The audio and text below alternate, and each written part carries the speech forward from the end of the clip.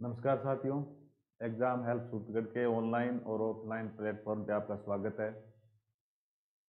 तो वीडियो शुरू करने से पहले सॉल्यूशन शुरू करने से पहले आपको बता दूं कि 19 जनवरी से हमारी टेस्ट सीरीज शुरू हो रही है। सितंबर में जो आरपीएससी सेकंड ग्रेड एग्ज़ाम होगा, तो आप जल्दी से जल्दी ऑनलाइन और ऑफलाइन रजिस्ट्रेशन करवाएं। और पेपर की अगर बात करें तो जो विद्यार्थी ये सोचते थे कि फिजिक्स को हम स्किप कर सकते हैं, तो वो फैसला शायद वो उन्होंने पता चल भी गया होगा, वो फैसला सही नहीं था उनका। इस पेपर में लगभग आपको सिलेक्शन कराने के लिए फिजिक्स के भी कम से कम 15 या 20 क्वेश्चन सही करने चाहिए थे, तब जाके आपका सिलेक्शन होगा मेरे हिसाब से। क्योंकि फिजिक्स जो पिछला जो 2023 में जो एग्ज़ाम हुआ था उससे थोड़ा आसान पेपर था ये। और ज़्यादातर 11वीं क्लास से क्वेश्चन उठाए हैं, लगभग 22 से 23 क्वेश्चन 11वीं क्लास से उठाए हैं इन्होंने, जितने भी टॉपिक थे। बीएससी के कोई 3-4 क्वेश्चन ही उठाए गए हैं। तो अगर जिस बच्चे ने 11वीं क्लास की फिजिक्स भी पढ़ी है, वो भी अच्छा स्कोर कर पाएगा इसमें। तो आपको इतना ही गाइड करना चाहूँगा, कम से कम आप 11वीं और 12वीं की फिजिक्स को तैयार करें। बीएससी की ना हो तो कोई दिक्कत नहीं है। तो आप अगर यही पैटर्न रहा इसी हिसाब से, तो आप आराम से 20+ क्वेश्चन सही कर सकते हैं। क्वेश्चन थे जो कैलकुलेशन आसान थी, लेकिन लॉजिकल भी थे, ऐसी बात नहीं क्वेश्चन। तो एनसीईआरटी जिसने ढंग से पढ़ी है वो कर पाया इसमें। और हमारी जो टेस्ट सीरीज है उससे भी कई क्वेश्चन फिजिक्स के रिपीट हुए हैं, आप तो देख सकते हैं जिसने भी टेस्ट दिए हैं। तो अब हम शुरू करेंगे टेस्ट का। पहला क्वेश्चन जो 64 नंबर क्वेश्चन है, इसका सॉल्यूशन। ए बराबर 0.02 मीटर स्क्वायर क्षेत्रफल, एन बराबर 50 फेरे तथा आर बराबर 10 ओम प्रतिरोध का तार का एक छोटा लूप प्रारंभ में एक समान चुंबकीय क्षेत्र बी में इस प्रकार रखा जाता है कि चुंबकीय क्षेत्र लूप के लंबवत होता है। जब इसे चुंबकीय क्षेत्र से बाहर खींचा जाता है तो लूप में कुल आवेश Q बराबर 2 गुणा 10 की पावर -5 कूलाम प्रवाहित होता है। चुंबकीय क्षेत्र बी का परिमाण है। तो ये जो क्वेश्चन है विद्युत चुंबकीय प्रेरण में से आया है, प्रेरित आवेश से संबंधित इसमें फॉर्मूला यूज करेंगे अपने। क्योंकि आपको प्रेरित आवेश का मान दे रखा है, तो आपको अगर आपने एक आधा क्वेश्चन भी इस पर किया है तो आप इस क्वेश्चन कर पाएंगे। जैसे हमने टेस्ट सीरीज में प्रेरित आवेश के ऊपर कई क्वेश्चन दिए हुए हैं। तो Q बराबर प्रेरित आवेश का जो फॉर्मूला होता है वो होता है Q बराबर N/R और φ1 माइनस φ2। फाई ये क्या है? चुंबकीय फ्लक्स है। इसका मतलब चुंबकीय फ्लक्स का फॉर्मूला भी आपको पता होना चाहिए। तो चुंबकीय फ्लक्स का जो फॉर्मूला होता है फाई बराबर होता है BA cos theta. Mathematical formula ये होता है। अब हम वो रफली डायग्राम बना लेते हैं कि ये चुंबकीय क्षेत्र है जो सवाल ने दिया है, उस हिसाब से डायग्राम कैसा बनेगा। तो ऐसा डायग्राम बनेगा, ये लूप है, ये अब चुंबकीय क्षेत्र से बाहर निकल रहा है। और चुंबकीय क्षेत्र कैसे हैं? तो चुंबकीय क्षेत्र हैं वो तल के लंबवत है। तो ये कुंडली का तल हो गया, लूप का तल हो गया, चुंबकीय क्षेत्र ऐसे हैं। और चुंबकीय क्षेत्र ऐसे हैं और साथ में कुंडली के तल के लंबवत है। और कुंडली का जो क्षेत्रफल होता है ए, वो भी कुंडली के तल के क्या होता है? लंबवत। और जो थीटा है वो बी और ए के बीच का कोण है, मतलब चुंबकीय क्षेत्र और क्षेत्रफल के बीच का ही कोण होता है। तो बी भी ऐसे हैं और क्षेत्रफल भी ऐसे है, तो इनके बीच का एंगल कितना होगा? Theta is equal to 0 degree. अभी जब लूप चुंबकीय क्षेत्र में है तो वो मान लेते हैं हम कुछ बी है। कितना है? बी। यानी कि पहला चुंबकीय क्षेत्र है B1, वो है बी, और दूसरा है B2। लेकिन आप देख पा रहे हैं कि जब ये बाहर निकल जाएगा, किससे बाहर? चुंबकीय क्षेत्र से बाहर, मतलब चुंबकीय क्षेत्र के बाहर का मतलब बाहर चुंबकीय क्षेत्र कितना है? 0 है।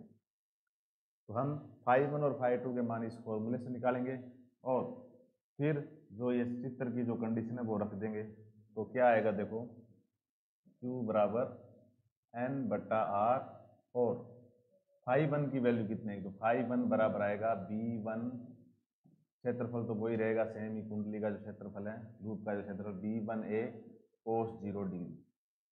तो B1 हमने कितना मान रखा है? B1 हमने मान लिया कि B है, तो B और cos 0 का मान कितना हो गया? 1। तो φ1 का मान होगा BA। अब φ2 का मान इस फॉर्मूले में तो, लेकिन बाहर तो b2 का मान कितना है, चुंबकीय क्षेत्र का मान 0 है, तो b2a आएगा, तो b2 का मान 0, तो फाई का मान भी 0। तो कुल मिला के ये जो आएगा उसमें आप लिखेंगे Q बराबर N/R और B। अब यहाँ से B कितना आएगा, तो B बराबर आएगा QR में NA। अब Q का मान कितना है, 2 × 10⁻⁻5, तो ये मान हम रख देते हैं और सोल्व करेंगे फिर। तो B बराबर 2 × 10⁻⁻5, R का मान है 10 ओम और N का मान है 50 फेरे और A का मान है 0.02। तो ये जब इसको हम सोल्व करेंगे तो हमारे पास आएगा B बराबर 2 × 10⁻⁻4 टेस्ला। तो ये चुंबकीय क्षेत्र का मान आ जाएगा, जो कि ऑप्शन नंबर 4 है इसका। इस फॉर्मूले से कर देना था प्रेरित आवेश से। आगे चलते हैं। अब एक वस्तु को 45 मीटर ऊंचाई से गिराया जाता है। एक दूसरी वस्तु को पहली वस्तु के गिराने के ठीक 2 सेकंड बाद u वेग से नीचे की ओर फेंका जाता है। यदि दोनों वस्तुएं जमीन पर एक साथ पहुंचती हैं तो u का मान होगा। दोनों वस्तुएं एक साथ पहुंच रही, इसका मतलब है कि दोनों वस्तुओं को एक ही पॉइंट से गिराया। इसका मतलब दोनों ही वस्तुओं ने धरातल तक पहुंचने में 45 मीटर की दूरी तय की है। तो ये गुरुत्व के अधीन मुक्त पतन है, जो आपने पढ़ा होगा टॉपिक, यानी गुरुत्वीय त्वरण के कारण ही गति हो रही है। ये उस हिसाब से हम इस पे गति की सेकंड इक्वेशन है उसका यूज करेंगे। गति की सेकंड इक्वेशन होती है S बराबर ut + हाफ ऑफ at²। तो अब हम क्या करेंगे कि पहली वस्तु है उसको कितना टाइम लगा है धरातल पर पहुंचने में, वो ज्ञात कर लेंगे। तो दोनों वस्तुएं यहीं से फेंकी हमने, ये धरातल है, ये 45 मीटर है, मतलब आपको S की वैल्यू ऑलरेडी पता है 45, और यहाँ से पहली वस्तु को गिराया है। गिराने का मतलब इसका प्रारंभिक वेग कितना है, 0। तो पहली वस्तु है, जो पहली वस्तु के लिए मैं अगर ये इक्वेशन यूज करूँ तो S का मान तो 45 और गिराया है तो मतलब u का मान 0, तो u × t 0 हो जाएगा, प्लस 1/2 a का मान कितना होगा, तो गुरुत्वीय त्वरण के बराबर होगा a का मान g, और g का मान कितना लेना 10 और t²। तो यहाँ से जब मैं t का मान निकालूंगा तो कितना सेकंड आएगा, 3 सेकंड। यानी कि पहली वस्तु को धरातल तक पहुंचने में 3 सेकंड लगेंगे। अब आ जाते हैं दूसरी कंडीशन में कि दूसरी वस्तु को u वेग से फेंका है, यानी गिराया नहीं है, फेंका है, मतलब स्टार्ट में उसको वेग दिया है, तो उस u का मान यहाँ पर ज्ञात करना। लेकिन वस्तु को 2 सेकंड के बाद फेंका है। कौन सी वस्तु को, दूसरी वस्तु को पहली वस्तु के फेंकने के बाद 2 सेकंड बाद। तो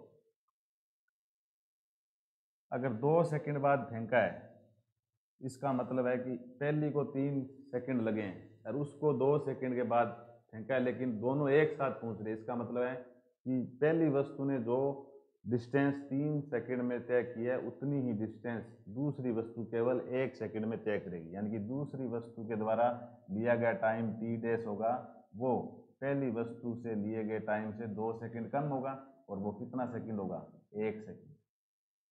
अब यदि आप गति की दूसरी समीकरण वापस यूज करके इसी समीकरण में वापस दूसरी वस्तु का डाटा रख दें तो u का मान आ जाएगा। तो दूसरी वस्तु का डाटा, S का मान तो वही रहेगा 45, और u का मान आपको ज्ञात करना है। t का मान कितना सेकंड है, 1 ही सेकंड लगा है उसको यहाँ से यहाँ तक पहुँचने में, यहाँ से यहाँ तक पहुँचने में। तो 1 + हाफ ऑफ g का मान रख दिया मैंने 9.8 नहीं रखना, 10 रखना है, और t का मान 1²। ये आएगा 45 + u + 2 से 10 कटेगा, कितना आएगा, 5। 45 बराबर u + 5, ये बराबर है। तो u बराबर आएगा 45 - 5, तो u बराबर आ जाएगा 40 मीटर प्रति सेकंड। तो इसका आंसर आएगा 40 मीटर प्रति सेकंड। ऐसे हो जाएगा ये। अगला क्वेश्चन है, 2 सेंटीमीटर लंबी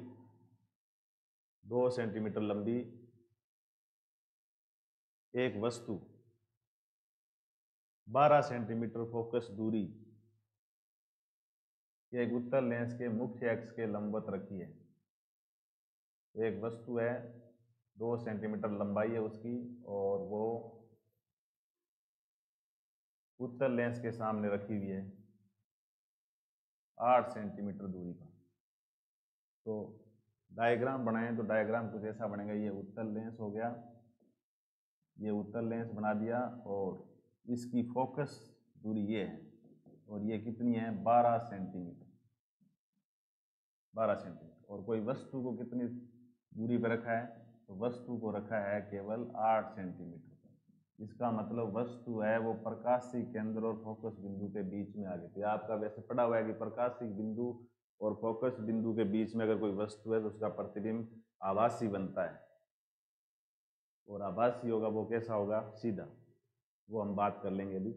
तो ये वस्तु की दूरी है 8 सेंटीमीटर और फोकस दूरी है 12 सेंटीमीटर, यानी कि एफ का मान आपको 12 सेंटीमीटर दिया गया है, प्लस का 12। उत्तल लेंस फोकस दूरी प्लस में ले लेंगे, और यू का मान दिया हुआ है 8 सेंटीमीटर।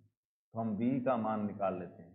तो वी का मान कितना आएगा, वो निकालने के लिए हम 1/f बराबर 1/v माइनस 1/u के फॉर्मूले का यूज करेंगे। और जैसे इसको मैं सॉल्व करूँगा तो v का मान मेरे पास आएगा,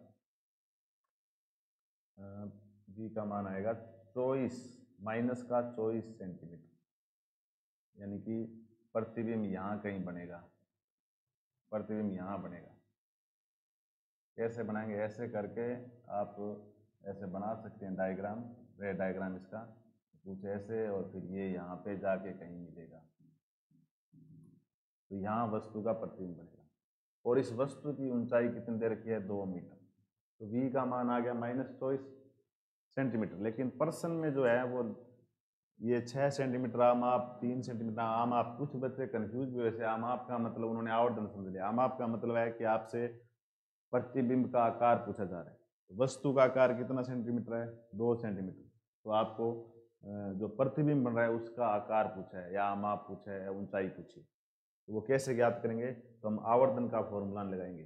तो आवर्धन जो होता है वो होता है h डैश बट्टा में h बराबर v बट्टा u, लेंसों के लिए। तो आपको h डैश की वैल्यू पता करनी है। ये h होता है, वस्तु की ऊंचाई h और प्रतिबिंब की ऊंचाई h डैश। तो अब हम मान निकालेंगे, तो क्या आएगा, तो मान आएगा h डैश बट्टा में h बराबर v का मान है -24 और u का मान है 8, तो ये आएगा 3। तो h डैश बराबर होगा 3h, यानी कि h डैश का मान वस्तु की ऊंचाई का 3 गुना, वस्तु की ऊंचाई थी 2 सेंटीमीटर, तो ये कितना सेंटीमीटर आएगा, 6 सेंटीमीटर। और आवर्धन का मान है वो धनात्मक आ रहा है, इसका मतलब है कि प्रतिबिंब सीधा बनेगा। आवर्धन का मान धनात्मक आने का मतलब प्रतिबिंब सीधा, और वैसे भी किरण चित्र से पता चल रहा है। तो प्रतिबिंब सीधा बनेगा और उसका माप कितना सेंटीमीटर होगा, 6 सेंटीमीटर होगा। इस तरीके से इसको कर देंगे। ये क्वेश्चन हमने जो टेस्ट सीरीज में दिया था उसमें डायग्राम बना के दिया होता है, ऐसा क्वेश्चन हमने दिया हुआ है प्रथम टेस्ट सीरीज में जो 1.0 थी। तो इसमें प्रश्न में क्या है कि एक निश्चित रक्त वाहिका का व्यास 0.6 सेंटीमीटर, एक रक्त ले जाने वाली एक नली है जिसका व्यास 0.6 सेंटीमीटर है, और एक यह औसत चाल 16 सेंटीमीटर प्रति सेकंड से रक्त ले जाती है।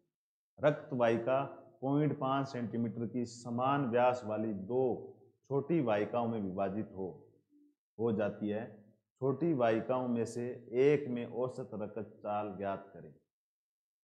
तो ये कैसे करना है, तो ये सांतत्य समीकरण पर होगा। सांतत्य समीकरण पे हमने बहुत सवाल दिए हैं। अगर बार बार कहा था कि सांतत्य समीकरण से आता है, तो जिसने गौर किया है वो इस प्रश्न को करके आया है। पहले डायग्राम बना देता हूँ कैसा है। एक रक्त वाहिका है, रक्त वाहिका ऐसे बनाएंगे आप, एक रक्त वाहिका, और ये आगे 2 वाहिकाओं बन गई ऐसे ऐसे, और दोनों वाहिकाएं हैं ऐसे, ठीक है। अब इसकी जो व्यास है वो 0.6 सेंटीमीटर है, तो इसका व्यास 0.6 सेंटीमीटर है, तो इसका व्यास 0.6 सेंटीमीटर है, तो त्रिज्या होगी 0.6/2, यानी कि 0.3 जो ये नलियां हैं इनका व्यास है 0.5। रक्त वाहिकाओं का समान व्यास वाली दो छोटी वाहिकाओं, मतलब ये दो भागों में बंटी हुई है, तो एक का व्यास, दोनों का व्यास 0.5 है, तो त्रिज्या कितनी होगी? त्रिज्या होगी 0.25 सेंटीमीटर। और यहाँ वेग कितना है रक्त का? 16 सेंटीमीटर प्रति सेकंड। अब इनमें से बताना है, तो आपको पता है कि अगर दोनों का अनुप्रस्थ काट क्षेत्र यानी कि त्रिज्याएं बराबर है तो दोनों में वेग भी यानी कि चाल भी क्या होगी? बराबर होगी। अब करना कैसे है? तो आपको पता है कि कोई भी नली है उसमें से यदि कोई आदर्श द्रव प्रवाहित हो रहा है तो उसके लिए सांतत्य समीकरण होती है ए वी बराबर 0, यानी कि इकाई सेकंड में प्रवाहित द्रव की मात्रा आयतन क्या रहता है? समान रहता है, यानी ए बी बराबर 0। ए क्या है? क्षेत्रफल, और बी क्या है? उस जगह पर चाल है द्रव प्रवाह की। तो कैसे करेंगे? तो ए बी बराबर, ये कितने भागों में बट गई? 2। एक का मान लूंगा A1 और यहाँ वेग मान लिया V1, एक दूसरे का A2 और V2। लेकिन आपको पता है दोनों की त्रिज्याएं बराबर है तो क्षेत्रफल भी बराबर होगा और दोनों की चाल भी क्या होगी? बराबर। तो ये हो जाएगा 2A1 V1, ये हो जाएगा AB। ठीक है, अब कैसे करेंगे इसको? ये दोनों का बराबर होगा, ये भी आयतन बराबर, ये भी आयतन बराबर, इकाई समय प्रवाहित द्रव का आयतन बराबर होगा।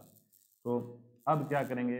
अब मान रखेंगे। ए का मान कितना होगा? तो ए जो होता है वो वर्ताकार होता है अनुप्रस्थ काट क्षेत्रफल, तो मैं इस साइड का मान रखूंगा तो लिखूंगा पाई आर स्क्वायर बी बराबर 2 पाई आर स्क्वायर बी। V1 कह दो चाहे कोई दिक्कत नहीं है, दोनों में आना बराबर है क्योंकि दोनों बराबर त्रिज्या के। अब पाई से पाई कैंसिल हो जाएगा। अब मान रख देते हैं, तो आर का बड़े आर मतलब इसका मान कितना है? 0.3, ये आएगा 0.3 का स्क्वायर, और बी का मान कितना है? 16, 2, और ये आएगा 0.25 का स्क्वायर गुणा में V1। अब V1 का मान कितना आएगा?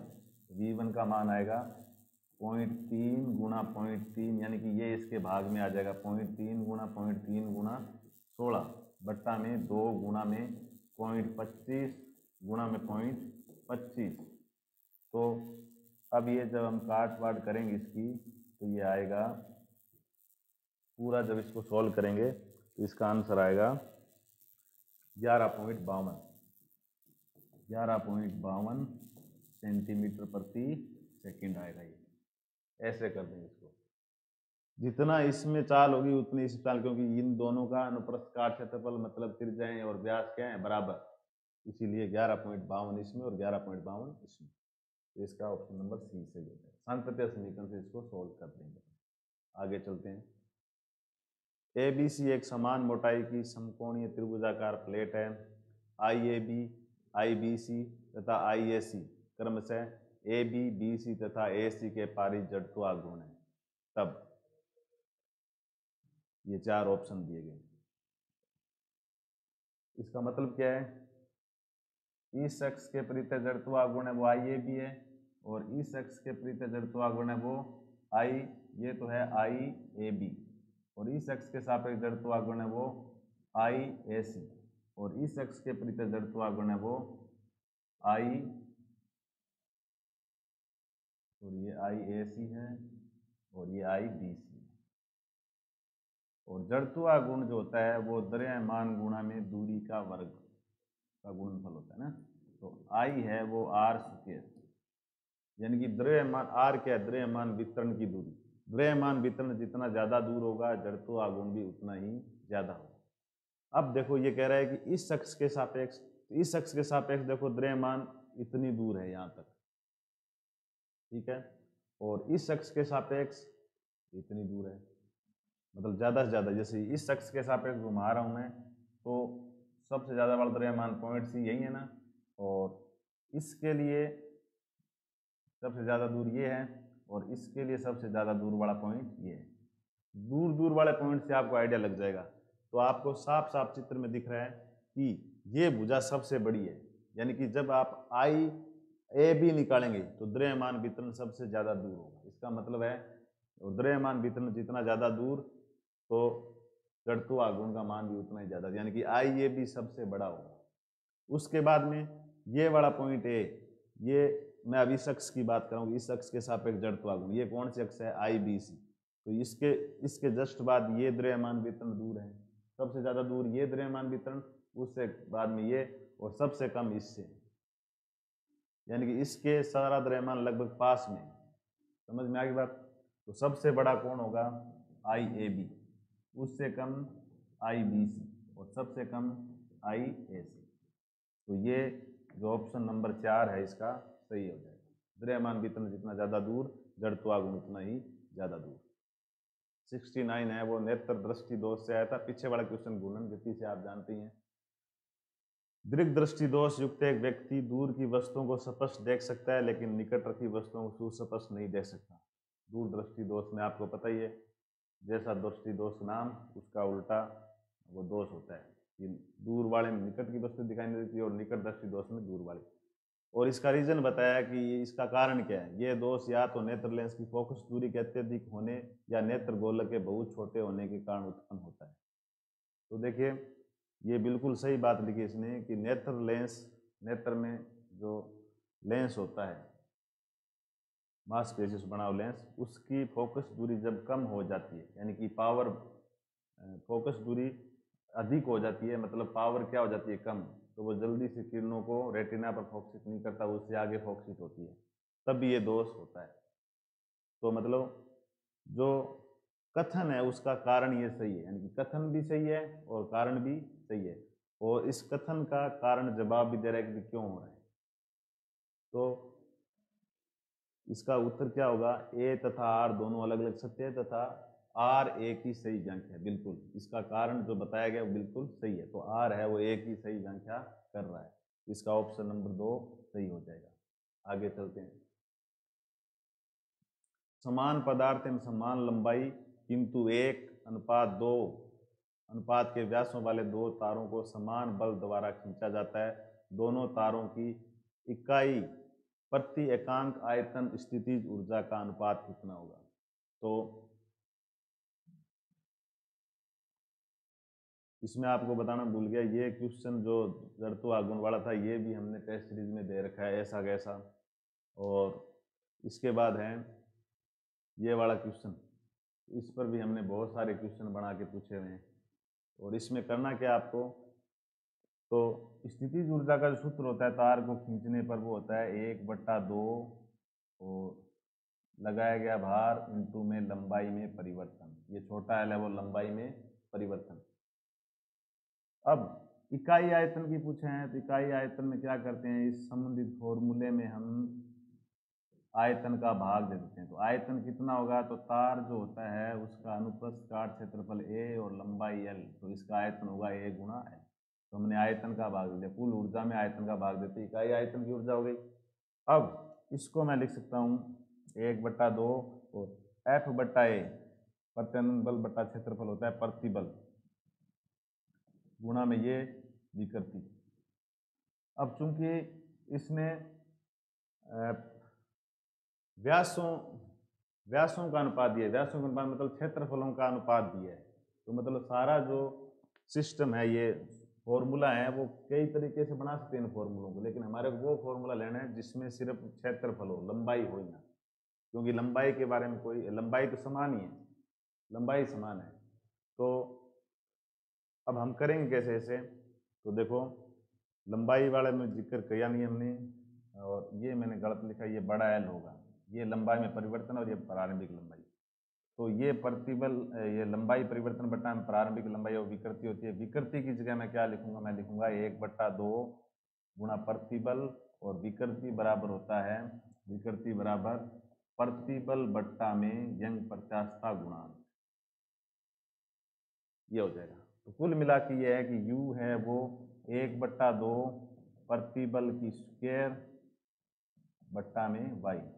अब मैं इसे थोड़ा सोल्व कर दूँ, बुक है वो प्रतिबल को सिग्मा से लिखती है, तो सिग्मा स्क्वायर अपॉन में y, एक बार के लिए मान लिया प्रतिबल को हमने सिग्मा से लिख दिया। या तो मतलब U है वो सिग्मा स्क्वायर के समानुपाती है, या यूं कहें कि U है वो एफ बट्टा ए की होल स्क्वायर के समानुपाती है। एफ बट्टा ए की होल स्क्वायर के समानुपाती है, ठीक है। या यूं कहें कि यू है वो एफ स्क्वायर बट्टा में पाई आर स्क्वायर की स्क्वायर के समानुपाती है। तो यू है वो एक्चुअल में एफ स्क्वायर बट्टा में पाई स्क्वायर आर की 4 के समानुपाती। अब u और r के अंदर संबंध देखो तो u है वो r के क्या है, व्युत्क्रमानुपाती है। यानी कि फाइनली हमारे को व्यासों का अनुपात दिया हुआ था, तो व्यास जितना अनुपात व्यासों का था उतना ही त्रिज्याओं का होता है। ये हो जाएगा। आपको निकालना है u1 बट्टा u2, तो मैं u1 बट्टा u2 निकालूंगा। तो u1 बट्टा u2 आएगा r2 बट्टा में r1 की 4। तो u1 बट्टा में u2 जो आएगा, r2 कितने हैं, तो r2 सवाल के हिसाब से ये r1 मान लो और ये r2। r2 है वो 2 है और r1 कितना है, 1 है, तो 4। 2 की पावर 4 कितनी होती है, 16, यानी कि 16:1। इसका आएगा 16:1, यानी कि इस फॉर्मूले से हल होना है ये। यहाँ से u बराबर 1/2 प्रतिबल स्क्वायर बट्टा में y। आगे चलते हैं। अब x अक्ष के अनुदिश गतिमान 2 kg के एक वस्तु पर कार्यकारी एकमात्र बल चित्र में दर्शाए अनुसार बदलता है। x बराबर 0 पर वस्तु का वेग 4 मीटर प्रति सेकंड है। x बराबर 3 मीटर पर वस्तु की गतिज ऊर्जा क्या होगी, x बराबर 3 मीटर। तो आपको पता है बल और विस्थापन के बीच में ग्राफ हो, उस ग्राफ का क्षेत्रफल किए गए कार्य के बराबर होता है। और आपने कार्य की गणना तो करनी पड़ेगी इसमें, लेकिन पूछा क्या है, गतिज ऊर्जा। तो क्या कार्य और गतिज ऊर्जा में कोई संबंध है, तो कार्य ऊर्जा पर में ये कहती है कि किया गया कार्य गतिज ऊर्जा में परिवर्तन के बराबर होता है। तो हम कार्य ऊर्जा पर में इसमें लगाएंगे। उसके लिए आपको यहाँ से स्टार्ट करके और यहाँ तक, इस ग्राफ में यहाँ तक, यानी कि ए बी और सी और D, A B C D यहाँ तक के कार्य की गणना करनी पड़ेगी, क्योंकि x बराबर 3 तक पूछा है। x बराबर 0 यहाँ है और x बराबर 3, मतलब इस ग्राफ की आपको इस ग्राफ में किया गया कार्य की गणना करनी होगी। किया गया कार्य की गणना कैसे करेंगे, तो बल विस्थापन ग्राफ में ग्राफ का जो क्षेत्रफल है वो किए गए कार्य के बराबर होता है। अब ऊपर वाले में प्लस का और नीचे वाले में माइनस का, ये आ जाएगा अपने आप। तो कार्य ऊर्जा पर में लगानी है आपको। तो किया गया कार्य है वो गतिज ऊर्जा परिवर्तन के बराबर होगा। अब कार्य कितना है, तो कार्य होगा, कार्य पहले ये क्षेत्रफल निकालेंगे आप। तो इस त्रिभुज का मैं नाम दे देता हूँ त्रिभुज OAB। ये सभी क्षेत्रफल हैं, सभी क्षेत्रफल हैं। और इस त्रिभुज का नाम मैं दूंगा ये BCE। इस त्रिभुज का नाम है त्रिभुज BCE प्लस, अब ये क्या बन रहा है, ये आयत बन रहा है। ये पूरा क्षेत्रफल ये सारा और ये इतना करना है, इसमें एक त्रिभुज बन रहा है और एक आयत बन रहा है। तो आयत है वो, आयत का नाम होगा CDFE, इसको नाम F दे देता हूँ। बराबर गतिज ऊर्जा में परिवर्तन। गतिज ऊर्जा कहाँ से कहाँ तक की पूछी है, अंतिम गतिज ऊर्जा कितने मीटर पे पूछी है, 3 मीटर, इसलिए मैंने K3। और x बराबर कहाँ से, 0 पर, तो इसको मैंने नाम दे दिया K0। अब इसका क्षेत्रफल कितना होगा, तो 1/2, ये समकोण त्रिभुज है, समकोण त्रिभुज क्षेत्रफल होता है 1/2 आधार गुणा ऊंचाई। तो ये आधार है, इस आधार भुजा की लंबाई कितनी होगी, 0 से 1, मतलब लंबाई होगी 1। तो आधार और ऊंचाई कितनी है, यहाँ से यहाँ तक की ऊंचाई है 4, प्लस इसका भी यही होगा, समकोण त्रिभुज है तो 1/2, आधार कितना है 1 और ऊंचाई कितनी है, तो ये ऊंचाई है, लेकिन ये किसकी होगी, -4, प्लस ये आयत CDF लंबाई गुणा चौड़ाई, इसकी लंबाई कितनी है 1 और चौड़ाई कितनी है, ये मान लो लंबाई है और ये चौड़ाई, ऐसे कह दो, तो -4 बराबर K3।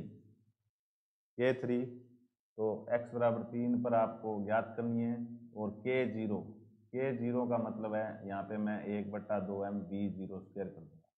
और क्वेश्चन के हिसाब से लिखा है, क्योंकि x बराबर 0 पर वेग कितना है, 4 है, तो वेग का मान मैं 4 कर दूंगा बाद में। तो ये कितना आएगा, ये 2, ये -2 बनेगा। तो ये कुल मिला के बनेगा 2 + 2 -4 बराबर 1/K3 - 1/2 m और v x बराबर 0 पे v का मान है 4 की स्क्वायर।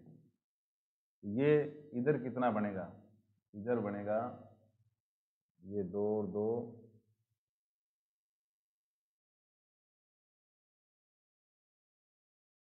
ये माइनस का आएगा, सॉरी, तो ये आएगा -4 और K3 m का मान भी रख देते हैं, m का मान है 2 kg, ये m का मान 2 कर रहा हूँ, तो 2 से 2 कट जाएगा, 4 का स्क्वायर कितना होता है 16, तो K3 बराबर आएगा, ये 16 इधर आएगा तो -4 + 16 कितने हो जाएंगे 12 जूल। तो ये जो K3 आएगी वो कितना जूल आएगी 12 जूल। कार्य ऊर्जा प्रमेय से सिंपल ग्राफ के क्षेत्रफल से कार्य ज्ञात करेंगे, उस कार्य का मान गतिज ऊर्जा के बराबर दे देंगे। गतिज ऊर्जा 2 पॉइंट के बीच का अंतर कैसे लिया है, K3 - K0 से, इस प्रकार ये हो जाएगा। समान धातु के दो तारों की लंबाई समान है किंतु उनके अनुप्रस्थ कांटों का क्षेत्र अनुपात 3:1 है, इन्हें समांतर क्रम में जोड़ा जाता है। यदि मोटे वाले तार का प्रतिरोध 20 ओम है तो संयोजन का कुल प्रतिरोध होगा। हम मान लेते हैं कि ये प्रतिरोध R1 है और ये प्रतिरोध R2 है, और आपको R1 बट्टा में R2 दे रखा है 3/1, और ये अनुप्रस्थ काट क्षेत्रफल, अनुप्रस्थ काट क्षेत्रफल आप समझते हो, ये वायर है, इसका ये जो वर्ताकार हिस्सा होता है इसे अनुप्रस्थ काट क्षेत्र बोलते हैं। जिसका अनुप्रस्थ काट क्षेत्र ज़्यादा वो मोटा तार है, और मोटा तार हमारे हिसाब से कौन है R1, तो R1 का मान आपको दिया हुआ है 20 ओम। ठीक है, अब प्रतिरोध जो होता है वो क्षेत्रफल के होता है व्युत्क्रमानुपाती, तो R2 बट्टा में R1 बराबर होगा A1 बट्टा में A2। A1 का मान कितना है, अनुप्रस्थ काट क्षेत्रफल ये इसका ये A1 है और ये कौन है A2 है। A1 का मान कितना है 3 और A2 का मान कितना है 1, तो ये आएगा कि R2 बट्टा में R1 बराबर 3, तो R2 का मान आएगा R1 का 3 गुना। R1 का मान कितना था 20 था, तो R2 का जो मान आएगा वो आएगा 60 ओम। कितना ओम 60 ओम।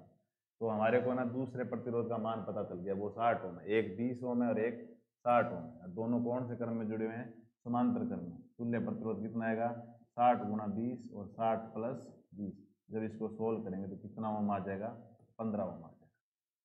बस ये कहानी इतनी थी, यहाँ से R2 का मान निकालना था कैसे भी करके। अगला प्रश्न है, कण की स्थितिज ऊर्जा U बराबर A - B x² बराबर द्वारा दी जाती है। तो ये क्वेश्चन भी हमने टेस्ट सीरीज में 2-3 बार दिया है, आप देख सकते हैं टेस्ट सीरीज जिसने दी है वो मिला के। ए कण की स्थितिज ऊर्जा U बराबर A - B x² है, और कण पर कार्य करने वाले बल का मान। तो देखिए बल का जो मान होता है, बल और स्थितिज ऊर्जा में क्या संबंध होता है, तो बल F बराबर होता है -du/dx। संरक्षित क्षेत्रों में बल F बराबर क्या होता है, बल F बराबर -du/dx होता है। F बराबर -d/dx और u का मान जो है वो A - bx²। तो यदि मैं अवकलन करूं तो आपको पता है a का अवकलन, a अचर संख्या है, उसका अवकलन 0 हो जाएगा, और फिर माइनस b भार और d/dx और x², एक माइनस ये और एक माइनस ये दोनों क्या हो जाएंगे प्लस, और x² का कितना होगा, तो x² का होता है 2x, यानी कि f बराबर आएगा 2xd। तो f और x के बीच में क्या संबंध है, दोनों एक दूसरे के समानुपाती है, तो f x के क्या होगा समानुपाती हो जाएगा। du/dx माइनस से हम इस फॉर्मूले से हल कर देंगे इसको। आगे वाला ये प्रश्न भी हमने बहुत बार दिया है टेस्ट सीरीज के अंदर, और ये एनसीईआरटी से उठाया हुआ प्रश्न, एनसीईआरटी एग्जाम्पल में मिलेगा आपको। चित्र के ऊपरी परिदृश्य में 300 ग्राम की गेंद 6 मीटर प्रति सेकंड की चाल से एक दीवार पर 30 डिग्री के कोण पर टकराती है तथा फिर उतनी चाल से उतने ही कोण पर प्रतिच्छित होती है। गेंद पर दीवार द्वारा आवेग क्या है, यदि गेंद 10 मिली सेकंड के लिए दीवार के संपर्क में रहती है, मिली सेकंड। तो देखिए कैसे करना है इसको। तो गेंद 6 मीटर से आई, टकरा के इधर 6 मीटर से चली गई और आवेग निकालना है। तो आवेग निकालने के लिए आवेग संवेग प्रमेय यूज कर देंगे कि आवेग, किसी वस्तु पर जो आवेग का मान होता है वो संवेग परिवर्तन के बराबर होता है। और संवेग परिवर्तन कैसे निकालेंगे, P2 माइनस P1 से निकालेंगे। और P2 कितना होगा, वो होगा 2, पहले तो हम देख लेते हैं कौन सी अक्ष पे होगा और कौन सी अक्ष पे नहीं होगा। तो ये इधर आ रहा है, ये कोण 30 डिग्री है, तो मैं यहाँ एक अभिलंब खींच लेता हूँ। ये कोण कितना डिग्री होगा, 60 डिग्री। और ये 60 होगा तो पक्की बात है ये भी 60 होगा। तो इसके दो घटक बनेंगे इस वेग के, एक तो बनेगा बी वाई, बी वाई बराबर बनेगा v कोस 60, यानी कि v का मान कितना है, 6 कोस 60, और ये बनेगा 6 साइन 60। और जब ये जाएगा तो भी इसके कितने घटक बनेंगे, 2। जो ये 60 डिग्री थीटा के साथ वाला होता है वो ये बनेगा 6 कोस 60 डिग्री, और ये बनेगा 6 साइन 60 डिग्री। तो आप देखिए जो ये वाले इस साइड वाले घटक है, ये 6 साइन थीटा इधर ही था और अभी भी 6 साइन थीटा इधर है। तो मतलब इस अक्ष पे, यानी कि एक्स अक्ष है, ये एक्स अक्ष पे, यानी कि वी एक्स की वैल्यू वी एक्स और संवेग होगा पी एक्स। तो पी एक्स के मान में कोई परिवर्तन नहीं हो रहा है। लेकिन वाई एक्स पे संवेग इधर है पी एक्स, और वेग भी इधर है, और जाते वक्त किधर है, ये ऊपर है, पी वाई है वो ऊपर की ओर है। तो यानी कि संवेग में परिवर्तन कौन से अक्ष पे हो रहा है, वाई अक्ष पे। एक्स अक्ष पे कोई परिवर्तन नहीं हो रहा है। तो हम इसको कैसे सोल्व करेंगे, तो मैं इसको मान लेता हूँ Px1, और ये है जो ऊपर जाएगा वो Px2 हो जाएगा। थोड़ा सा चित्र में गोचपोच हो गया, लेकिन आप समझने की कोशिश कीजिए इसको। तो क्या होगा इसमें, मैं यहाँ बना देता हूँ कि ये होगा 6 कोस 60 डिग्री, और ये भी 6 कोस 60 डिग्री होगा। तो जो प्रारंभिक संवेग है वो है Py1, वाई एक्स की बात, वाई एक्स भी चेंज हो रहा है। Py1 बराबर है वो है MBy1, और MBy1 का मान कितना है, तो MBy1 का मान होगा, M का मान है 300 ग्राम। 300 ग्राम का मतलब 0.3 kg, 3 kg है 0.3, और By1 का मान कितना है, वो है 6 कोस 60 डिग्री। और 6 कोस 60 डिग्री का मान कितना होगा, तो 6 कोस 60 डिग्री का मान होगा 0.3 गुणा में 6 60 डिग्री मान 1/2, तो ये होगा 0.9। Py1 का मान कितना होगा, 0.9। मैं ये नीचे जो आ रहा है माइनस वाई एक्स मानूँ तो ये माइनस का आएगा, और मात्र क्या होगा, kg मीटर प्रति सेकेंड। अब चूंकि जाने वाले में क्या होगा, द्रव्यमान तो वही है, जाने वाले में द्रव्यमान वही है, और थीटा भी वही है, वेग भी वही है। यानी कि जाने वाला जो मान होगा वो Py2 वो होगा, उसको मैं प्लस मान लूँगा, और प्लस मान लूँगा वो होगा प्लस का 0.9 kg इंटू में मीटर बटा सेकेंड। तो आई का मान कैसे निकालूंगा मैं, आवेग का मान, तो आवेग का मान होगा Py2 माइनस Py1, संवेग है दोनों। तो Py2 का मान है 9.9, और माइनस ये भी 0.9 है, माइनस ये माइनस माइनस प्लस हो जाएगा, तो 9.9 और 0.9 कितना हो जाएंगे, 1.8 हो जाएंगे। और ये किधर होगा, तो आप देखिए गेंद किधर गई है, गेंद का ये घटक किधर है, ऊपर की ओर है। तो मतलब इस पे बल किधर लगा है, ऊपर की ओर। संवेग में परिवर्तन की दिशा किधर है, ऊपर की ओर, तो बल की दिशा भी ऊपर की ओर है। जिधर बल लगता है उधर ही संवेग परिवर्तन की दिशा होती है, और संवेग परिवर्तन की दिशा में कौन होता है, आवेग होता है। तो ये ऊपर की ओर होगा, तो इसका ऑप्शन नंबर 1 सही हो जाएगा। आगे चलते हैं। एक वस्तु को r/2 त्रिज्या के बराबर ऊंचाई s से गिराया जाता है, जहां r पृथ्वी की त्रिज्या है। वस्तु की चाल जब यह पृथ्वी की सतह से टकराती है होगी पृथ्वी की सतह से पलायन वेग ve के पदों में। तो इसमें आपको देखिए कि r/2 ऊंचाई पर है तो उसके पास कौन सी एनर्जी है, स्थितिज ऊर्जा। जब वस्तु नीचे आएगी तो स्थितिज ऊर्जा में कमी आएगी, और स्थितिज ऊर्जा में कमी होगी जितनी उतनी वृद्धि किसमें होगी, गतिज ऊर्जा में। तो हम ये इसमें ये लगाएंगे कि डेल्टा U = डेल्टा K। बस अब डेल्टा U का मान कितना होगा, तो आप डायग्राम से थोड़ा समझेंगे तो अच्छे समझ में आएगा कि ये पृथ्वी की त्रिज्या है, ये पृथ्वी की सतह है, और वस्तु यहाँ r/2 दूरी पर है, ये हम द्रव्यमान की वस्तु।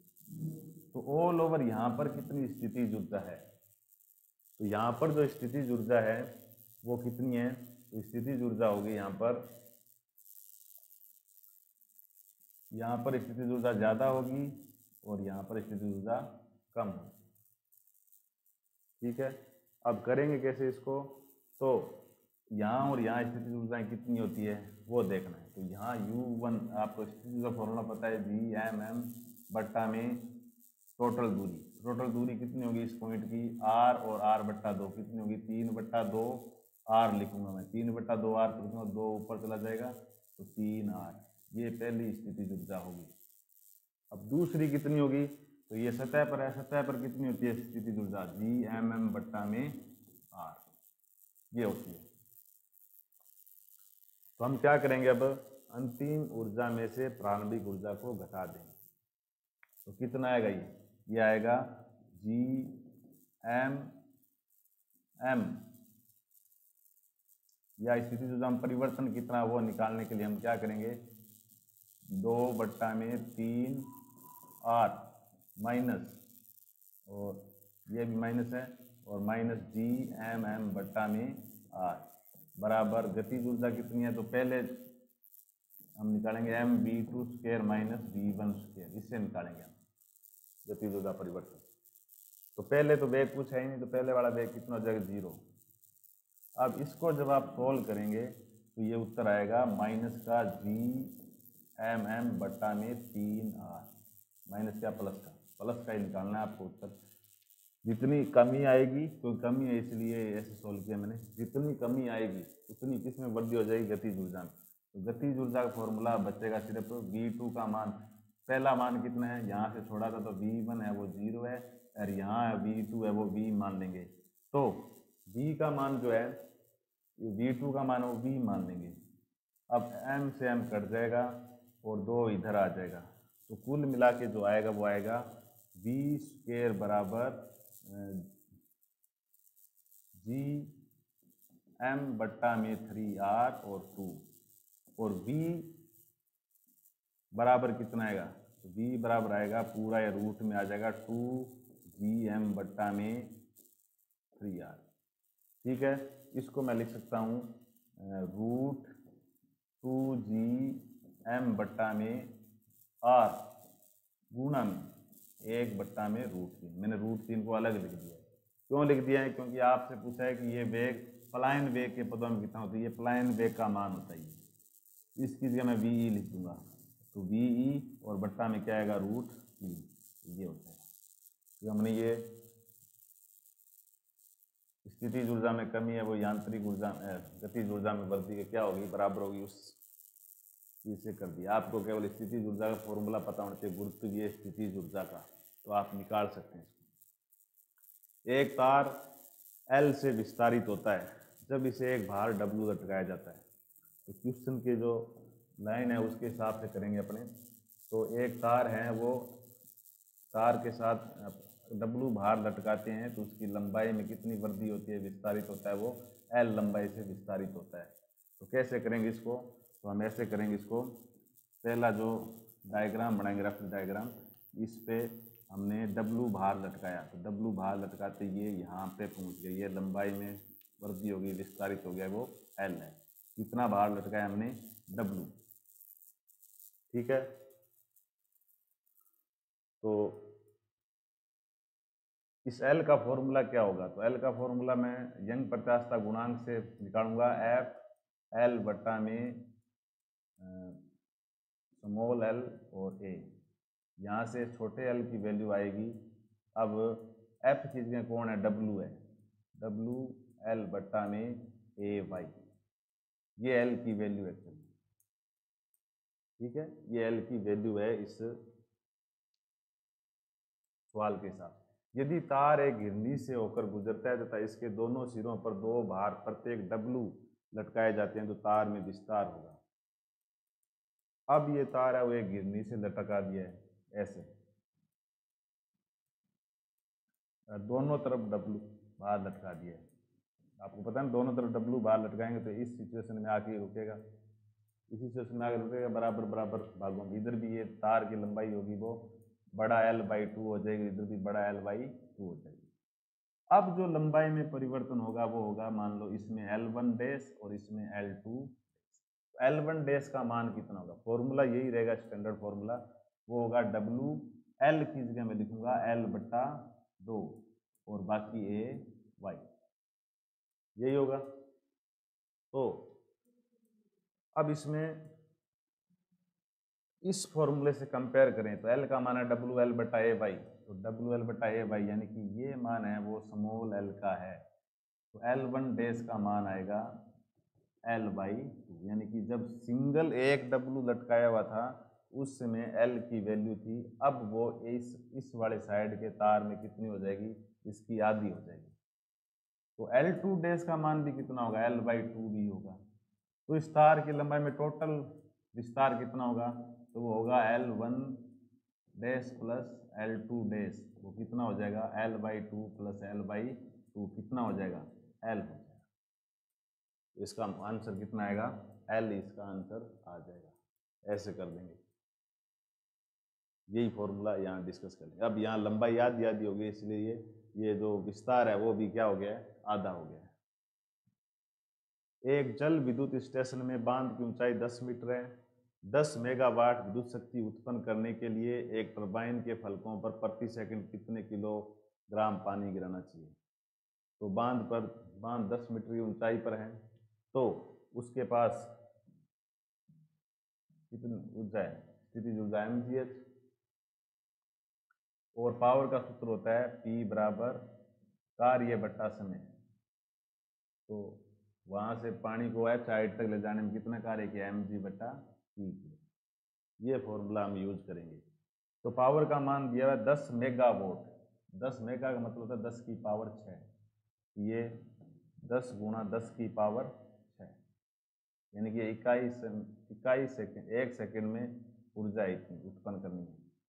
m का मान तो ज्ञात करना ही है, g का मान 10 लेना है, h का मान भी 10 और t का मान प्रति सेकंड कितना पानी गिर रहा है यही पूछा है, तो मतलब 1 सेकंड, t का मान भी कितना है, 1 है।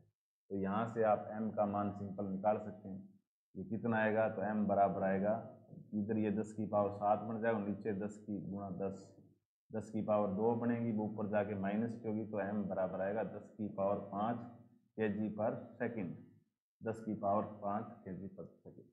शक्ति पर बहुत आसान क्वेश्चन आया था, कार्य ऊर्जा शक्ति वाले क्वेश्चन से। यदि दो इकाई सदिशों का योग एक इकाई सदिश है तो उनके अंतर का परिमाण है।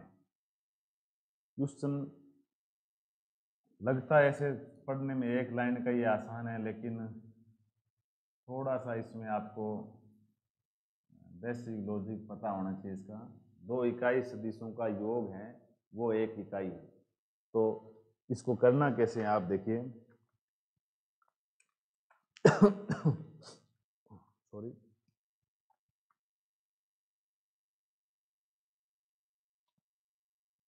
तो दो इकाई सदिश हम मान लेंगे हमारी मर्जी से, दो इकाई सदिश है, वो कितने कौन कौन है, वो एक है a कैप और एक है b कैप। तो दो इकाई सदिशों का जो योग है वो भी एक इकाई सदिश है, वो जो है वो कौन है, c कैप, ठीक है। और एक बात पक्की है कि इस a कैप का परिमाण है वो b कैप के परिमाण के बराबर, और इसका मान भी c कैप के परिमाण के क्या होगा, बराबर होगा, ये बात कन्फर्म है। क्यों, क्योंकि तीनों इकाई सदिश और इकाई सदिश का परिमाण कितना होता है, 1 होता है, ठीक है। अब मैं निकालना चाहता हूं a cap plus b cap का परिमाण। तो आपको पता है दो सदिशों का योग का परिमाण कैसे निकालते हैं, तो मैं इसका स्क्वायर करूंगा, तो क्या आएगा, a का स्क्वायर प्लस बी का स्क्वायर प्लस 2a और b आएगा। लेकिन आपको पता है a प्लस b का योग एक इकाई सदिश है और उसका परिमाण कितना होगा, 1 होगा, और 1 का स्क्वायर कितना, मतलब ये इसकी जगह मैं c लिख सकता हूँ। c लिखूंगा और c का परिमाण मैग्नीट्यूड है, परिमाण है, तो ये 1 ही आएगा। इसका मान कितना आएगा, 1, ये भी 1, ये भी 1, प्लस 2 गुणा ये भी 1 और ये भी 1, तो ये इतना हो जाएगा। सॉरी, ये a cap dot b cap करेंगे, इसका 1 नहीं होगा, ये परिमाण नहीं, स्क्वायर ऐसे कर देंगे। अब देखो यहाँ से क्या होगा कि ये दो इधर जाएंगे, ये दो इधर जाएंगे, तो यहाँ कितना बचेगा, माइनस का 1 बराबर 2 a cap dot b cap. अब यहाँ से a cap dot b cap कितना आएगा, a cap dot b cap आएगा माइनस का 1/2, ये आ जाएगा। अब इसका फायदा क्या क्यों निकाला है, क्योंकि आपको इन दोनों सदिशों के अंतर का परिमाण यानी कि आपको a cap minus b cap निकालना है। ये इसको निकालने के मैं ऐसे स्क्वायर करूंगा, वापिस वही काम, a कैप का परिमाण स्क्वायर और b पे कैप के परिमाण की स्क्वायर प्लस ये होगा minus 2 a cap dot b cap. अब आपको पता है कि ये आएगा a cap minus b cap का स्क्वायर बराबर इसका मान 1, इसका मान भी 1, और माइनस 2 गुणा a डॉट b का मान आपने निकाल रखा है पहले, कितना 1/2, माइनस 1/2, तो ऐसे, तो ये माइनस माइनस प्लस हो जाएगा, और ये कितना मान आएगा, ये माइनस माइनस प्लस हो जाना है, तो 1 + 1 + 1 कितना आएगा, 3। तो ये स्क्वायर का मान है, a माइनस बी के स्क्वायर का मान 3 है, तो a माइनस बी का कैप कितना होगा, √3। इसका आंसर कितना आएगा, √3 आएगा। थोड़ा सा क्वेश्चन ऐसे लगता है कि छोटा सा, लेकिन थोड़ा सा क्वेश्चन है ये। अगला है, निम्नलिखित में कौन सा कथन सही नहीं है। सीमांत वेग गोले की त्रिज्या के वर्ग पर निर्भर करता है। तो सीमांत वेग का फॉर्मूला जो होता है वो होता है 2/9 r² सिग्मा माइनस रो और g/मीटा। r² निर्भर करता है, ये बात तो ठीक है। तथा माध्यम की श्यानता के अनुक्रमानुपाती, अनुक्रमण मतलब समानुपाती, लेकिन इस फॉर्मूले में जो वेग हैं वो श्यानता के क्या है, व्युत्क्रमानुपाती है। तो यही ऑप्शन सही नहीं है। ये पूछा है कौन सा कथन सही नहीं है, तो यही कथन सही नहीं है। बाकी दरों की श्यानता ताप बढ़ाने पर घटती है और गैसों की बढ़ती है, ये आपने पढ़ा हुआ है। बर्नौली का समीकरण ऊर्जा संरक्षण के सिद्धांत पर आधारित है। रेनॉल्ड्स संख्या एक विमा राशि है जो उसके मान को देख के हम बताते हैं कि प्रवाह धारा रेखीय है या। अब अगला है, फाई झुकाव के कारण तल का ऊपरी अर्धभाग पूर्णतः चिकना है जबकि निचला अर्धभाग है खुरदरा है। एक वस्तु ऊपरी सिरे पर विरामावस्था से गति प्रारंभ कर निचले सिरे पर पुनः विरामावस्था में आ जाती है। निचले अर्धभाग का घर्षण गुणांक होगा। आप देखिए शुरुआत भी विरामावस्था से हुई है और नीचे पहुंचते पहुंचते विरामावस्था, तो प्रारंभिक वेग भी 0 और अंतिम वेग भी 0, यानी कि गतिज ऊर्जा में परिवर्तन कितना हुआ है, 0। कैसे, सवाल जैसे बनाएंगे हम, हल करेंगे तो कैसे करेंगे, ये देखिए ऐसे, और ये नत्तल बनाएंगे, इसकी दो पोजीशन लेंगे कि यहाँ से पहले घर्षण रहित है ये, और यहाँ पर घर्षण बल चालू है, और ये कितना कोण है, अनंत कोण फाई। यहाँ से शुरू किया इसने, वैसे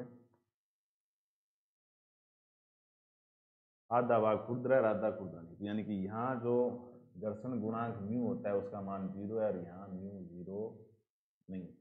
घर्षण गुणांक का मान ज्ञात आपको करना है। मान लेते हैं इस वस्तु का द्रव्यमान कितना है, m, इसका भार बल जो है वो mg बिल्कुल नीचे होगा,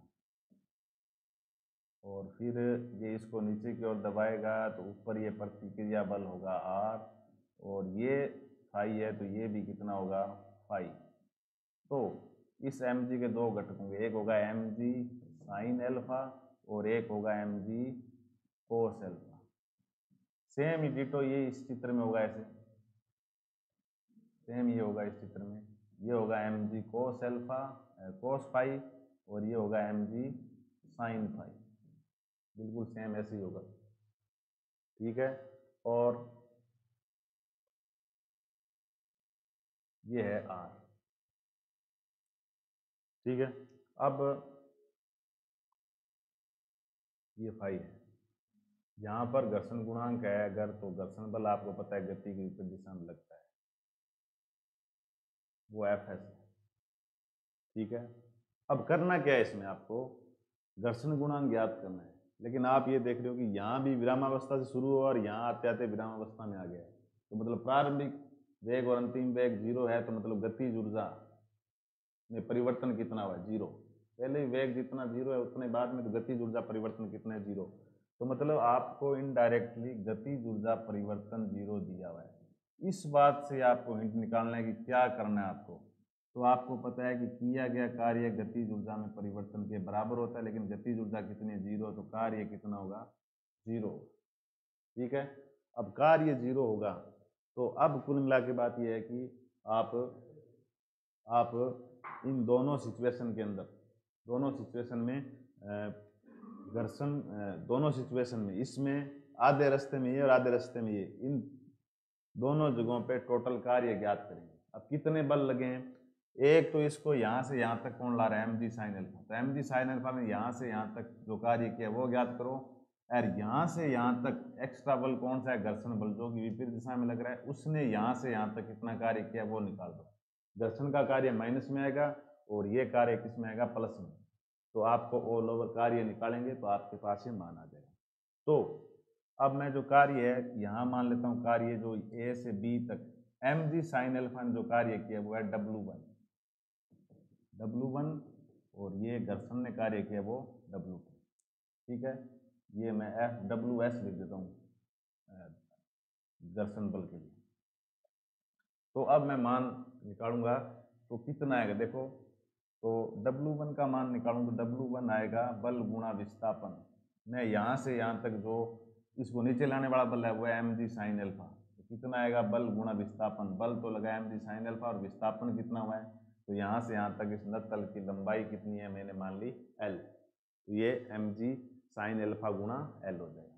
अब W2 का मान कितना आएगा, तो W2 का मान देखो, इसमें प्लस क्यों दिया, क्योंकि इधर ही बल लग रहा है और इधर ही विस्थापन हो रहा है, लेकिन इसमें यहाँ से यहाँ तक जो घर्षण बल है ऊपर लग रहा है, विस्थापन नीचे हो रहा है, तो जो मान आएगा वो माइनस का है, वो आएगा एम जी, और एम जी, सॉरी, अब इसमें क्या करना है आपको, एक चीज़ और बतानी है आपको इसमें कि घर्षण बल कितना लग रहा है, तो एफ एस की वैल्यू कितनी होगी, तो एफ एस की जो वैल्यू होती है वो, एफ एस की जो वैल्यू होती है वो कितनी होती है, तो एफ एस बराबर होता है म्यू एस आर।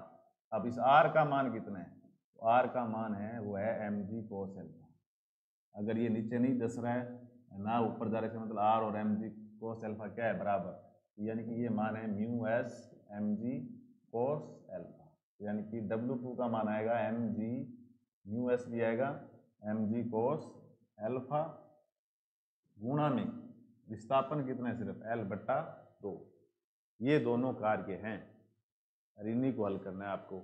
तो मैं यहाँ लिख देता हूँ थोड़ा ये, तो जो टोटल कार्य आएगा वो आएगा हमारे पास एम जी साइन एल्फा इंटू में L minus mu S M G cos alpha into में L/2 बराबर 0, क्योंकि कार्य ऊर्जा परिवर्तन कार्य है वो गतिज ऊर्जा बराबर है, गतिज ऊर्जा में परिवर्तन कितना है, 0। तो यहाँ से एम जी साइन एल्फा इंटू L बराबर, इसको इधर भेजेंगे तो mu S M G cos alpha, m g से एम जी कट जाएगा और इधर L/2 भी है, L से L भी कट जाएगा, तो क्या बचेगा, तो म्यू एस बराबर बचेगा, इधर साइन एल्फा है और 2 है वो इधर साइन एल्फा के साथ में आ जाएगा बट्टा में कोस, अब एल्फा जहाँ लिखा है मैंने वो कौन है, वो है फाई, ये थोड़ी मेरी गलती हो गई है, जहाँ जहाँ एल्फा लिखा है मैंने वो फाई है, तो ये उत्तर आएगा 2 साइन फाई बट्टा में कोस फाई, तो साइन थीटा बट्टा कोस थीटा होता है वो टेन थीटा होता है, तो 2 tan फाई उत्तर आएगा इसका, इधर म्यू बचेगा तो म्यू एस का मान आएगा 2 tan फाई, ये इसका उत्तर होगा, ये होगा इसका। अब 81 क्वेश्चन है, उसका क्या होगा, तो 81 में आपको देखिए एक चालक के सिरों पे विभवांतर V बराबर दिया हुआ है कुछ और I बराबर कुछ दे रखा है, तो धारा प्रवाहित हो रही है, तो चालक का प्रतिरोध बताना है। ये त्रुटि वाला क्वेश्चन आ गया इसमें, तो ये कैसे करेंगे हम, तो इसमें आपको ये देखना है कि ये वास्तविक प्रेक्षित मान है, ये प्रतिरोध का प्रेक्षित मान है, ये प्रेक्षित मान, ये वास्तविक मान विभवांतर का, और ये विभवांतर के मान में त्रुटि है, निरपेक्ष त्रुटि, और ये धारा का मापित मान है, ये वास्तविक मान है, और ये त्रुटि, यानी कि ये V है, ये V प्लस डेल्टा V है, और ये I plus minus delta I है। आपको याद करना है R बराबर R plus minus delta R, ये ज्ञात है। तो R का सिंपल R का मान कितना होगा, तो ये मान तो इन दोनों को देख के निकाला जाएगा। तो आपको पता है R बराबर होता है V बटा I, तो V कितना है, ये 4, और I कितना है 1, तो 4 बटा 1 बराबर 4, यानी कि आपके पास इस R का मान तो आ गया कितना 4, ये 4 चारों में है, ठीक है। अब किसका मान पूछा है, डेल्टा R का, तो डेल्टा R का मान निकालने के लिए हम अपेक्षिक त्रुटि वाला फॉर्मूला निकालेंगे। डेल्टा R बटा R बराबर क्या होगा, V बटा I के फॉर्मूले से आपको पता है भाग वाली त्रुटि में क्या होता है, डेल्टा V बटा V डेल्टा I बटा I, तो डेल्टा R बराबर आएगा डेल्टा V बटा V प्लस माइनस, प्लस ही लगाना है आपको, डेल्टा I बटा में I, और R भी इनके साथ इधर गुणा में आ जाएगा। अब डेल्टा V बटा V कैसे निकालेंगे, तो डेल्टा R बराबर आएगा डेल्टा V का मान कितना है, डेल्टा V का मान है 0.5, और V का मान कितना है, V का मान है 4, प्लस डेल्टा I बटा I का मान कितना है, तो डेल्टा I का मान है 0.1 और I का मान है 1, इंटू में R का मान कितना निकाला हुआ आपको 4। अब ये 4 अंदर गुणा होगा, तो इसके साथ भी गुणा में आएगा और इसके साथ भी गुणा में आएगा, तो ये 4 4 कट जाएगा, तो यानी कि यहाँ बचेगा 0.5 और यहाँ बचेगा 4 को 0.1 से गुणा करेंगे तो 0.4 आ जाएगा, यानी कि जो डेल्टा आ रहेगा वो 0.5 प्लस 0.4 0.9 आएगा, यानी कि 0.90 कर देंगे, 90 दो सार्थक अंकों तक निकालना है, तो ये आएगा 4 प्लस माइनस 0.90, तो ये इसका ऑप्शन नंबर जो 1 है वो ही सही हो जाएगा। आगे चलते हैं, यदि वेग v, समय t तथा बल F आधार राशियों की तरह चयनित की जाती है, तो इनके पदों में द्रव्यमान की विमाएं इस प्रकार होगी। तो इसका टेक्निकल जो है वो तरीका अलग है, तो समय अभाव के कारण हम जो नॉर्मल जो आपने पढ़ा उस हिसाब से भी निकाल सकते हैं। कैसे, कि आपको पता है F बराबर बल बराबर होता है द्रव्यमान गुणा त्वरण। आपसे पूछा है कि ये V, T और F हैं वो मूल राशियां हो, तो द्रव्यमान का विमा सूत्र क्या होगा, ये पूछा है। वैसे मूल विमा नहीं होती है, लेकिन बना के क्वेश्चन इसी प्रकार पूछा गया है। तो मैं यहाँ से M का मान निकालूं, क्योंकि M का विमा सूत्र तो होगा F बटा A, तो M बराबर F, और A की जगह त्वरण है, त्वरण क्या होता है, वेग में परिवर्तन बटा समय, तो M बराबर आएगा F T बट्टा में V बराबर, अब विमा सूत्र कैसे बनाएंगे, तो ये होगा F और T का बड़ा T पावर 1 1 आएगी इनकी, और V की पावर 1 है वो ऊपर जाके माइनस की, यानी कि F और T की पावर 1 और V की पावर -1 इससे। दूसरा बड़ा तरीका है जो आप निकाल के देख सकते हैं कि आपको द्रव्यमान को तीनों ही राशियों के समानुपाती दिखाना है, तो हम F की पावर x के समानुपाती दिखा देंगे, T की पावर y के समानुपाती दिखा देंगे, और V की पावर z के समानुपाती दिखा देंगे, और फिर हम इसको ऐसे सोल्व करेंगे कि F की पावर x, T की पावर y और V की पावर z, फिर यहाँ इस F का विमा सूत्र, T का विमा सूत्र और V का विमा सूत्र लिखेंगे, और इधर द्रव्यमान का विमा सूत्र लिखेंगे। फिर इधर m की पावर, ये mLT आएगा और इधर भी कुछ mLT आएगी, तो हम m की पावर की इधर वाले m की पावर के साथ तुलना करेंगे, l की पावर की इधर वाली l के पावर के साथ, और इधर वाली t की पावर t के साथ तुलना करके हम ये फॉर्मूला निकाल सकते हैं। एक्चुअल में टेक्निकल चीज़ यही है, ऐसे कर सकते हैं। एक स्थिर अवस्था परिस्थिति में खुरदरी सतह द्वारा इस पर रखी हुई एक वस्तु पर लगाया गया संपर्क बल परिमाण में नियत है। यदि बल तथा ऊर्ध्वाधर के मध्य कोण घटाया जाए तो सतह तथा वस्तु के मध्य घर्षण। वस्तु स्थिर अवस्था में है, खुरदरी सतह पर रखी हुई है, तो वस्तु बना लेते हैं, ये वस्तु बना दी हमने। वस्तु पर लगाया गया संपर्क बल परिमाण में नियत है। तो संपर्क बल है वो हम मान लेते हैं कि ऐसे लगाया है, ऐसे लगाया, ये बाह्य बल संपर्क बल ऐसे लगाया। घर्षण किधर लग रहा है, तो घर्षण बल इधर लगता है, आपको पता ही है। ऊपर कौन सा बल लगता है, प्रतिक्रिया बल आर लगता है, अभिलंब प्रतिक्रिया बल। और नीचे कौन सा बल लगता है इस वस्तु का, भार बल। और इस बल और ऊर्ध्वाधर अक्ष के बीच में कोण थीटा है, और कहा जा रहा है कि इस थीटा को कम किया जा रहा है। थीटा को क्या किया जा रहा है, कम किया जा रहा है। तो घर्षण बल का मान क्या होगा, तो घर्षण बल होता है वो होगा एफ एस बराबर, क्योंकि स्थैतिक घर्षण लगेगा, वो होगा म्यू एस आर। यानी कि म्यू एस आर का मान चाहिए आपको, आर कितना है। तो आप देखिए बल ऐसे लगाया तो इस बल का एक घटक इधर काम आएगा और एक घटक इधर काम आएगा। ये थीटा है तो ये भी थीटा होगा, तो ये आएगा बल का साइन थीटा घटक और ये आएगा बल का एफ कोस थीटा घटक नीचे की ओर। तो टोटल नीचे बल कितना लग रहा है, m g plus f cos theta. ऊपर कितना लग रहा है, आर लग रहा है।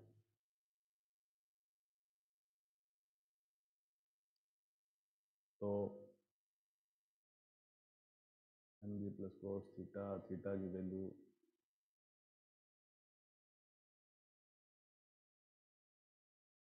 खुद सतह द्वारा इस पर रखी एक वस्तु का संपर्क बल परिमाण में नियत है। यदि बल इस ऊर्ध्वाधर मध्य कोण घटाया जाए तो वस्तु के मध्य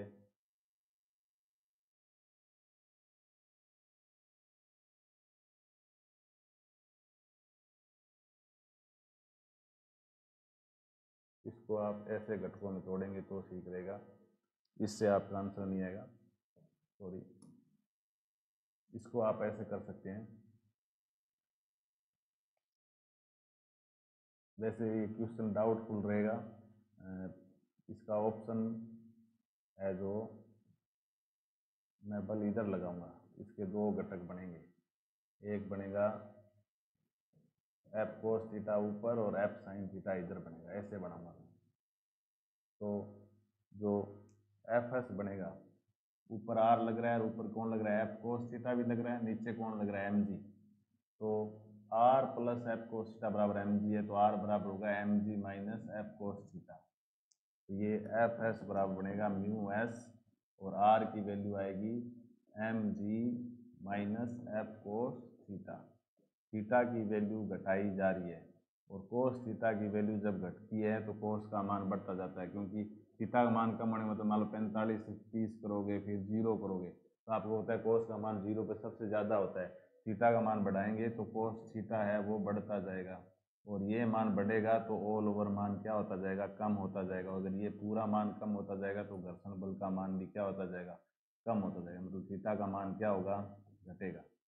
अब जैसे मैंने इससे पहले जो डायग्राम बनाया था उस हिसाब से जो है यहाँ प्लस आता, और प्लस आता तो फिर मान क्या होगा, बढ़ सकता है। मैं इस क्वेश्चन में कंफ्यूज हूँ।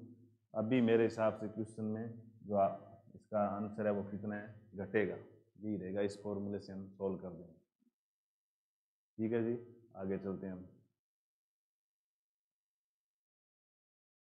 एक चिकनी सतह पर 20 मीटर प्रति सेकंड की चाल से 36 रूप से चलता हुआ एक ब्लॉक समान द्रव्यमान के दो भागों में टूट जाता है। समान द्रव्यमान में गति में बने रहते हैं यदि इनमें से एक भाग की चाल 30 मीटर प्रति सेकंड है, दूसरे की चाल कितनी होती है। ये क्वेश्चन हमने टेस्ट में बहुत बार दिया है, संवेग संरक्षण पर आधारित है ये। तो पहले टुकड़ा है और बाद में दो टुकड़ों में बंट गया, ऐसे दोनों के द्रव्यमान बराबर, ये भी एम और ये भी एम। ये कितने चाल चल रहा है, पहला 30 से, और ये इसका अभी निकालना है आपको। और ये कितने से चल रहा था, 20 मीटर प्रति सेकंड से। तो ये एम और एम है तो टोटल पहले कितना था, 2 एम। संवेग संरक्षण नियम p initial is equal to p final. अंतिम संवेग है वो कुल अंतिम संवेग और प्रारंभिक संवेग आपस में क्या होते हैं, बराबर। तो पहला संवेग कितना होगा, द्रव्यमान गुणा वेग, और दूसरा कितना होगा, एम गुणा 30 प्लस एम गुणा वी। अब इसको आप जब सोल्व करेंगे तो उत्तर जो आएगा वो आएगा 10 मीटर प्रति सेकंड। सोल्व कर लेना वी का मान, एम से एम कैंसिल हो जाएगा, इधर 40 होगा इधर 30, 40 माइनस 30 हो के ये आंसर आ जाएगा इसका। एक पर्नेल का विचार करें जिसकी लंबाई उसकी त्रिज्या की तुलना में काफ़ी अधिक है। हम इस पर्नेलिका के अंदर चुंबकीय क्षेत्र को बढ़ाने में रुचि रखते हैं। ऐसा करने के लिए हमारे पास निम्नलिखित विकल्प है। तो पर्नेलिका की लंबाई है वो बहुत ज़्यादा है त्रिज्या की तुलना में, तो पर्नेलिका के अंदर उत्पन्न चुंबकीय क्षेत्र का मान होता है म्यू नॉट एन आई। ये प्रति इकाई लंबाई में फेरों की संख्या है। वैसे इसका मान होता है म्यू नॉट एन बट्टा में एल आई। एल क्या है? पर्नेलिका की टोटल लंबाई है। और ये कह रहा है कि चुंबकीय क्षेत्र को बढ़ाना चाहते हैं, तो ये नीचे उपाय दे गए कि इनमें से सारे उपाय सही हैं या कोई एक सही है।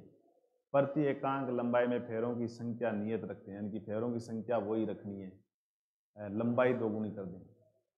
तो लंबाई बढ़ाएंगे और फेरे वही रखेंगे, तो इस हिसाब से तो फिर लंबाई बढ़ेगी तो चुंबकीय क्षेत्र का मान क्या हो जाएगा? कम। तो मतलब ये उपाय सही नहीं। फेरों की संख्या बढ़ा दो तो चलेगा, फेरों की संख्या बढ़ाने से चुंबकीय क्षेत्र का मान बढ़ जाएगा। दूसरा है प्रति एकांक लंबाई में फेरों की संख्या नियत रखते हुए इसकी त्रिज्या आदि कर दें। तो त्रिज्या का कोई इसमें रोल ही नहीं है, लंबी पर्नेलिका में त्रिज्या कोई रोल नहीं है इसमें। तो आप त्रिज्या बढ़ा के इसका पर्नेलिका के अंदर जो चुंबकीय क्षेत्र है, पर्नेलिका कुछ ऐसी होती है, इसमें चुंबकीय क्षेत्र का मान आप नहीं बढ़ा सकते। तीसरा है संपूर्ण पर्नेलिका के ऊपर धारावाही तार की एक अतिरिक्त परत कर दें, यानी कि ये फेरे ऐसे लपेटे हुए हैं, फिर इसके ऊपर एक और पर चढ़ा दें। इससे क्या होगा? करंट डबल हो जाएगा और चुंबकीय क्षेत्र भी इससे ज़्यादा आएगा, डबल हो जाएगा। समझ लो कि एक पर्नेलिका की जगह दो पर्नेलिका हो गई, तो चुंबकीय क्षेत्र वैसे बढ़ जाएगा धारा के हिसाब से। तो तीसरा तरीका है वही संपूर्ण पर्नेलिका के ऊपर धारावाही तार की अतिरिक्त पर चढ़ा दें तो ही सही होगा। मतलब केवल सी ऑप्शन ही इसका प्रभावकारी होगा, ऑप्शन नंबर सी। बाकी दो ऑप्शन कोई काम के नहीं। प्रत्येक आर त्रिज्या के ठोस गोले ए एवं बी क्रमशः रो ए एवं रो बी घनत्वों के पदार्थों से बने हैं। उनके व्यासों के परितः जड़त्व आघूर्ण आई ए एवं आई बी अनुपात आई ए बटा आई बी निकालना है। तो गोला जो होता है उसका जड़त्व आघूर्ण होता है 2/5 एम आर स्क्वायर। लेकिन इसमें देखिए, इसमें घनत्व की बात की जा रही है, तो द्रव्यमान बराबर होता है, द्रव्यमान बराबर आयतन गुणा घनत्व। तो हम इस सूत्र को घनत्व के रूप में कन्वर्ट कर देंगे। तो आई बराबर होगा 2/5, आयतन कितना होगा गोले का? तो 4/3 पाई आर की क्यूब गुणा में रो और आर स्क्वायर। ये कुल मिला के जो भी है गुणा भाग करके आप करेंगे तो ये 8/15 पाई आर की 5 और रो आएगा, यानी कि आई है वो रो के क्या होगा? समानुपाती होगा। तो आई ए बट्टा आई बी क्या होगा? तो आई ए बट्टा आई बी होगा रो ए बट्टा में रो बी, सीधा ये होता है। बिल्कुल आसान क्वेश्चन था ये। दो सदिश ए वेक्टर तथा और बी वेक्टर ऐसे दिए हैं, दोनों सदिश समांतर है, यानी कि उनके बीच का कोण 0 डिग्री है, तो सी का मान ज्ञात कीजिए। अब समांतर दिया हुआ है लेकिन मान है वो एक संख्यात्मक मान है, मतलब आपको अदिश गुणा से इसको हल करना पड़ेगा। तो हम फॉर्मूला लगाएंगे ए वेक्टर डॉट बी वेक्टर बराबर ए का परिमाण बी का परिमाण और कोस समांतर है तो कोस 0 डिग्री। अब ए वेक्टर डॉट बी वेक्टर यानी कि इसका इसके साथ अदिश गुणा करना है। कैसे करेंगे? 2 का आई के पर गुणांक 1 माने 2 गुणा 1 कितना आएगा? 2 और प्लस 2 गुणा इसका भी गुणांक 1 2 गुणा 1 कितना आएगा? 2 और सी गुणा के कितना आएगा? सी आएगा, यानी कि इधर वाला जो है वो 4 प्लस सी आ जाएगा। इधर क्या आएगा? तो इधर ए का परिमाण निकालना है और बी का कोस 0 का मान कितना हो जाएगा? ए का परिमाण कितना आएगा? तो 2 स्क्वायर प्लस 2 स्क्वायर प्लस सी स्क्वायर, ये आएगा 2 स्क्वायर 100 स्क्वायर कितना हो जाएगा? 4 4 और 8 8 प्लस 8 स्क्वायर प्लस सी स्क्वायर आएगा, और ये किस में आएगा? रूट में, गुणा में। बी का परिमाण कितना आएगा? 1 square plus 1 square plus 1 square, ये आएगा √3, ऐसे आ जाएगा। अब आपको क्या करना है? आपको सी का मान निकालना है, तो आप दोनों तरफ वर्ग करेंगे। दोनों तरफ वर्ग करने पर लास्ट में जाके एक सी स्क्वायर के रूप में एक द्विघात समीकरण बनेगी और वहाँ से सी का मान आप निकालेंगे तो कितना आएगा, 2 आ जाएगा। ऐसे कर देंगे इसको, ऐसे करना है। आगे चलते हैं। यदि पृथ्वी की सतह से ऊपर h ऊंचाई पर g डैश के मान में परिवर्तन पृथ्वी की सतह से नीचे d गहराई पर परिवर्तन के समान हो और d व h है वो r से बहुत बहुत छोटे हैं, तो क्या होगा? तो आपको h गहराई पर गुरुत्वीय त्वरण का मान पता है, होता है 1 - 2h बटा r और जी डी बराबर होता है g 1 - d बटा r होता है।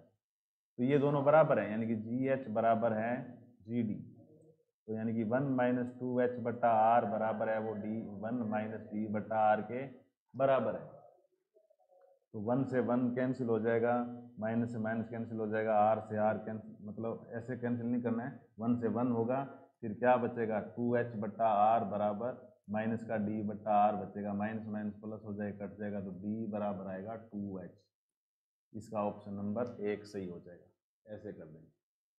दो ट्रेनें दो समांतर रेलवे ट्रैक्स के अनुदिश समान चाल से विपरीत दिशा में चल रही, यदि हवा यू चाल से ट्रैक के अनुदिश बह रही है एवं हवा के सापेक्ष ट्रेनों के आपेक्षिक वेगों का अनुपात 1:2 है तो प्रत्येक ट्रेन की चाल होगी। आप समझिए इसको कि एक ट्रेन इधर जा रही है और एक ट्रेन इधर जा रही है, दोनों की चाल समान है लेकिन विपरीत दिशा में चल रही है। दोनों की चाल हमने मान ली कितनी है, v है, और हवा को आपको मानना है u वेग से, वो मान लेते हैं इधर जा रही है। तो देखो, हवा जिस ट्रेन के साथ में चल रही है उसको बढ़ाएगी और जिस ट्रेन के विपरीत चल रही है उसमें ट्रेन की चाल को क्या कर देगी, कम कर देगी। तो जो पहली ट्रेन है ए है, मान लो ये ट्रेन बी है, तो ए का तो वेग बढ़ाएगी और बी का वेग ये हवा क्या करेगी, कम करेगी। तो ए का इस हवा के साथ आपेक्षिक वेग कितना होगा, तो ये जुड़ जाएंगे, यानी कि जो ट्रेन बी ए है उसका मान होगा बी ए, यानी कि इसका आपेक्षिक वेग हवा के सापेक्ष कितना होगा, बी प्लस यू, जबकि ट्रेन बी का कितना होगा, बी ये होगा b plus b minus you.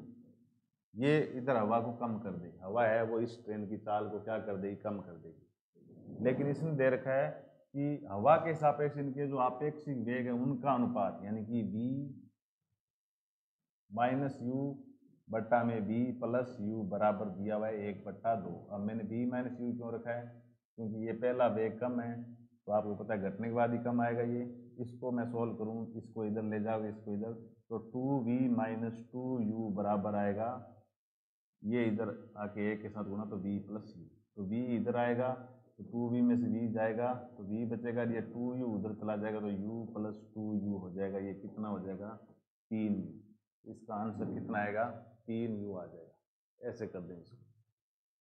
अगला क्वेश्चन है, एक उत्तल लेंस तथा एक अवतल लेंस संपर्क में रखे हुए हैं।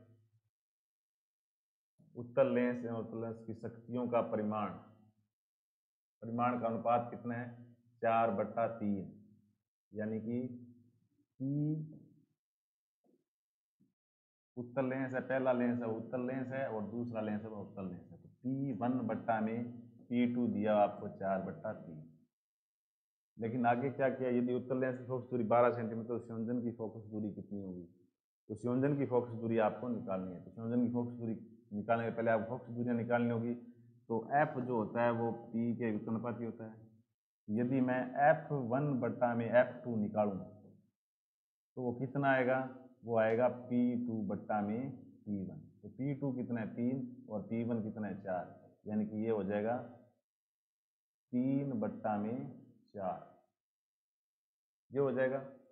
अब आपको कौन से लेंस की फोकस दूरी पता है, उत्तल लेंस की, यानी कि पहले लेंस की, यानी कि F1 आपको पता है, किसका मान ज्ञात करना है, F2 का।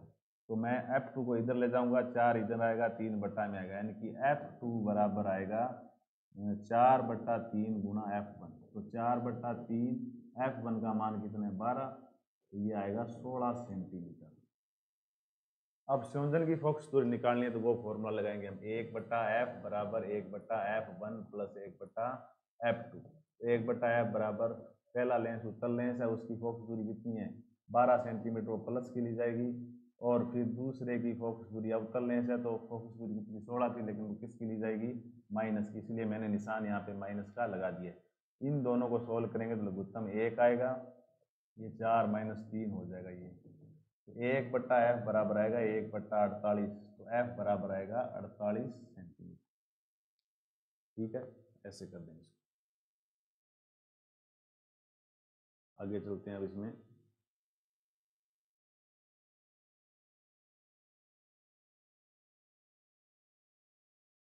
एक प्रणोदित आवर्ती दोलक के लिए परिचालन आवर्ती नगण्य रूप से लघु है तथा अवमंदन न्यून है, तो दोलित्र का आयाम नियंत्रित किया जा सकता है।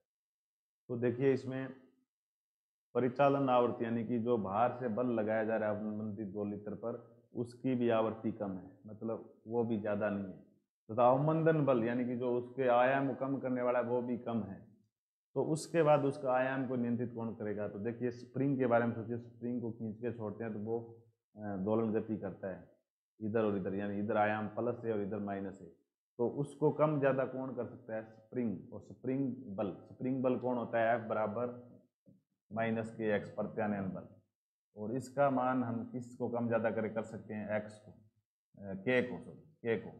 तो के का मान जब कम ज़्यादा होगा तो ही हम, यानी कि बल नियंत्रांक के कौन है, प्रत्यानयन बल नियंत्रांक, उसके मान को ही हम एडजस्ट करके वो आयाम कम या ज़्यादा कर सकते हैं, नियंत्रित कर सकते हैं।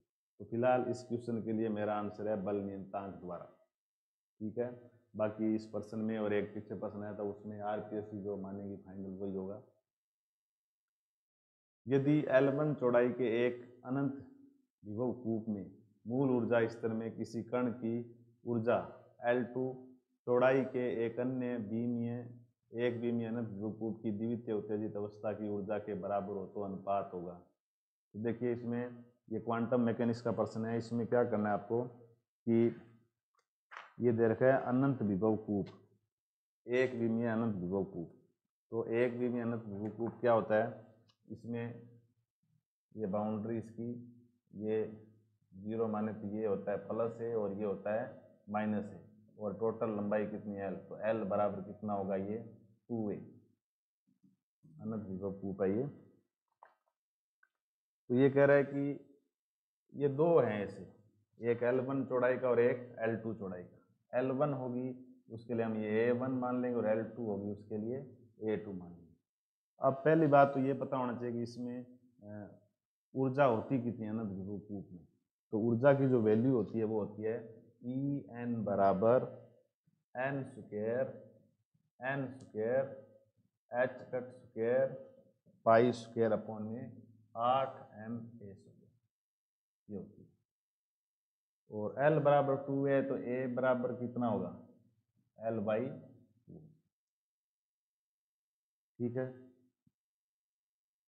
अब इस फॉर्मूले में हमारे लिए काम, ये तो नियंत्रांक है, ये भी उस कण का द्रव्यमान नियंत्रांक है, सिर्फ हमारे को जो En है वो n स्क्वायर और a स्क्वायर के क्या है ये पता होना चाहिए। समझ में आई बात।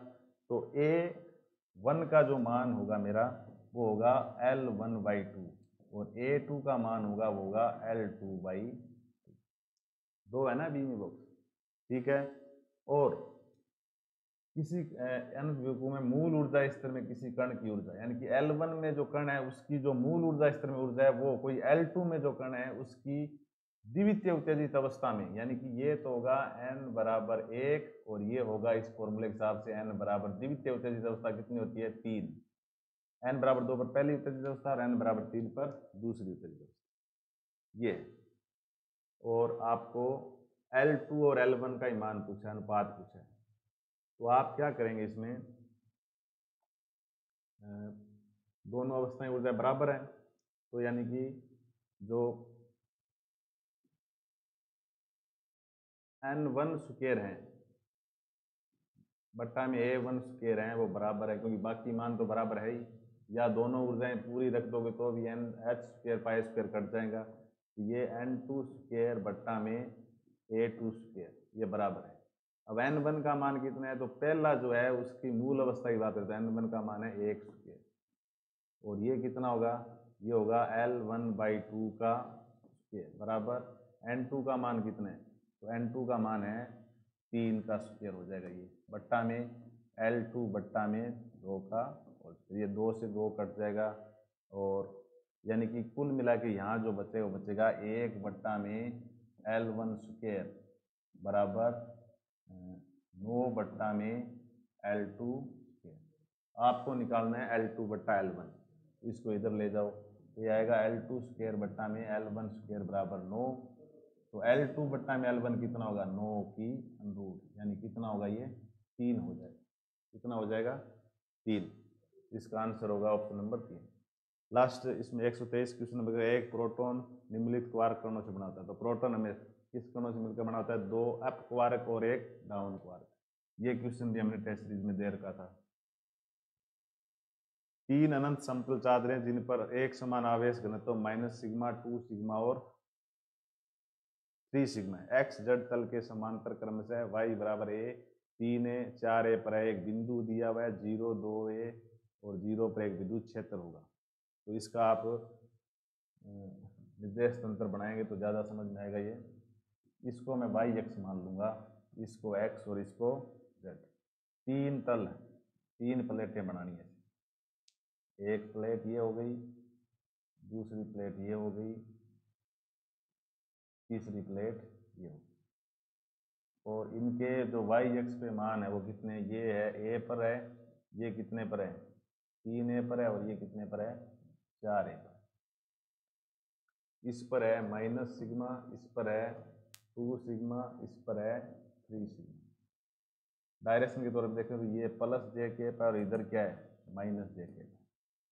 विद्युत क्षेत्र किधर होता है, तो प्लेट के तल के लंबवत होता है। अब कोई बिंदु लेना है 0, 2, 0, यानी कि x अक्ष पे उसका मान 0 है और z अक्ष पे मान 0 है, और लेकिन y अक्ष पे मान कितना है 2 है। तो ये a है और ये 3 है, यानी कि इस बिंदु पर आपको इन तीनों प्लेटों के कारण विद्युत क्षेत्र ज्ञात करना है। इस बिंदु को देखिए, ये बिंदु मैं यहाँ बना रहा हूँ, इसके कारण विद्युत क्षेत्र कितना माइनस है, तो विद्युत क्षेत्र दिशा माइनस की तरफ ही होती है। माइनस आवेश घनत्व, तो आवेश भी माइनस होगा, तो यानी कि ये E1 की वैल्यू होगी वो इधर होगी, E1 की दिशा इधर होगी। E2 की दिशा धनावेश से हमेशा दूर होती है। इस बिंदु पे ज्ञात करनी है, लेकिन इसके पास प्लस है, इसके पास माइनस है, इसके पास भी प्लस है, तो प्लस से दूर की तरफ, इस बिंदु प्लस की दूर की तरफ मतलब इधर ही होगी है, और इसके कारण भी इधर ही होगी, यानी कि तीनों के कारण विद्युत क्षेत्र है वो किधर होगा, इस साइड में, यानी कि परिणामी विद्युत क्षेत्र आएगा वो E1 plus E2 plus E3 आएगा, और कौन सा केप आएगा, ये माइनस जे केप। इधर है ना विद्युत क्षेत्र सारा इधर। अब मान कितना आएगा, तो जो प्लेट के लिए विद्युत क्षेत्र होता है सिग्मा बट्टा में 2 एप्सिलॉन नॉट। तो इसका आएगा सिग्मा बट्टा में, तो माइनस नहीं लेना है। माइनस क्यों नहीं लेना, क्योंकि माइनस के कारण ही तो ये दिशा दिखा दी ना हमने, इधर है। दूसरे का है 2 सिग्मा बट्टा में 2 एप्सिलॉन नॉट प्लस में 3 सिग्मा बट्टा में 3 सिग्मा बट्टा में एप्सिलॉन नॉट, और माइनस का जे कैपिटल होता है। इसको जब जोड़ेंगे तो आएगा सिग्मा बट्टा में 3 एप्सिलॉन नॉट, सॉरी 3 सिग्मा बट्टा में एप्सिलॉन नॉट और माइनस जे के, और माइनस आगे ले लेंगे तो ये पहला ऑप्शन इसका सही हो जाएगा। ऐसे कर देंगे इसको। एक म्यूऑन का विराम में आयु काल 2 माइक्रोसेकंड है। एक म्यूऑन प्रयोगशाला में प्रकाश की चाल के 3/5 भाग से गतिमान है, यानी कि एक म्यूऑन है जिसकी चाल है वो प्रकाश की चाल की कितनी है 3/5 सी, प्रकाश चाल को सी से लिखते हैं। तो कितने समय में जीवित रहेंगे, पहले आयु काल कितना है, तो टो नोट कितना दिया हुआ है 2 माइक्रो सेकेंड। इस फॉर्मूले से हल कर देंगे, टो बराबर tau naught 1 minus b square upon में सी स्क्वायर। तो टो नोट का मान तो 2 माइक्रो सेकेंड रख देंगे, ये 1 माइनस बी का मान आएगा 2/5 सी का पूरे का होल स्क्वायर बट्टा में सी स्क्वायर, और फिर इसका अंटूट। इसको सोल्व करेंगे तो ये उत्तर आएगा 2.5 माइक्रो सेकेंड। हल कर लेना इसको। एकल स्लिट विवर्तन प्रतिरूप में प्रथम उच्चिष्ट की तीव्रता होती है। तो विवर्तन प्रतिरूप में पहले की तीव्रता I0, दूसरे की तीव्रता I0/22 होती है। तो यानी कि दूसरा मतलब प्रथम केंद्रीय उच्चिष्ट की, तो प्रथम केंद्रीय उच्चिष्ट की तीव्रता है वो I0/22 गुणा में परसेंट बदलने के लिए 100 से गुणा करेंगे तो ये कितना आएगा 4.96। तीसरे की होती है तीव्रता I0/61। ऐसे कर कार्नो इंजन की दक्षता है वो 40% है, उसके सिंक का ताप 27 डिग्री है। इसके स्रोत के ताप में कितना परिवर्तन किया जाए ताकि इसकी दक्षता 50% हो जाए। तो ये कार्नो इंजन पे भी आपको बहुत बार बताया था कि क्वेश्चन आता ही आता है, तो आपने किया होगा ये, और हमने बहुत सारे टेस्ट सीरीज में ऐसे क्वेश्चन डाले हुए हैं। तो दक्षता का मान 40% होने का मतलब है कि ये 40/100 यानी कितना है 0.4%। तो 0.4 और दक्षता का फॉर्मूला आप सब जानते हैं 1 - T2 बट्टा में T1। तो 1 - T2 का मान कितना है, दक्षता नीता का मान T2 का मान कितना है, T2 का मान है 27 डिग्री। 27 डिग्री को पहले केल्विन में बदल लेना है। T2 बराबर 27 डिग्री प्लस में 273 यानी कि 300 केल्विन है ये।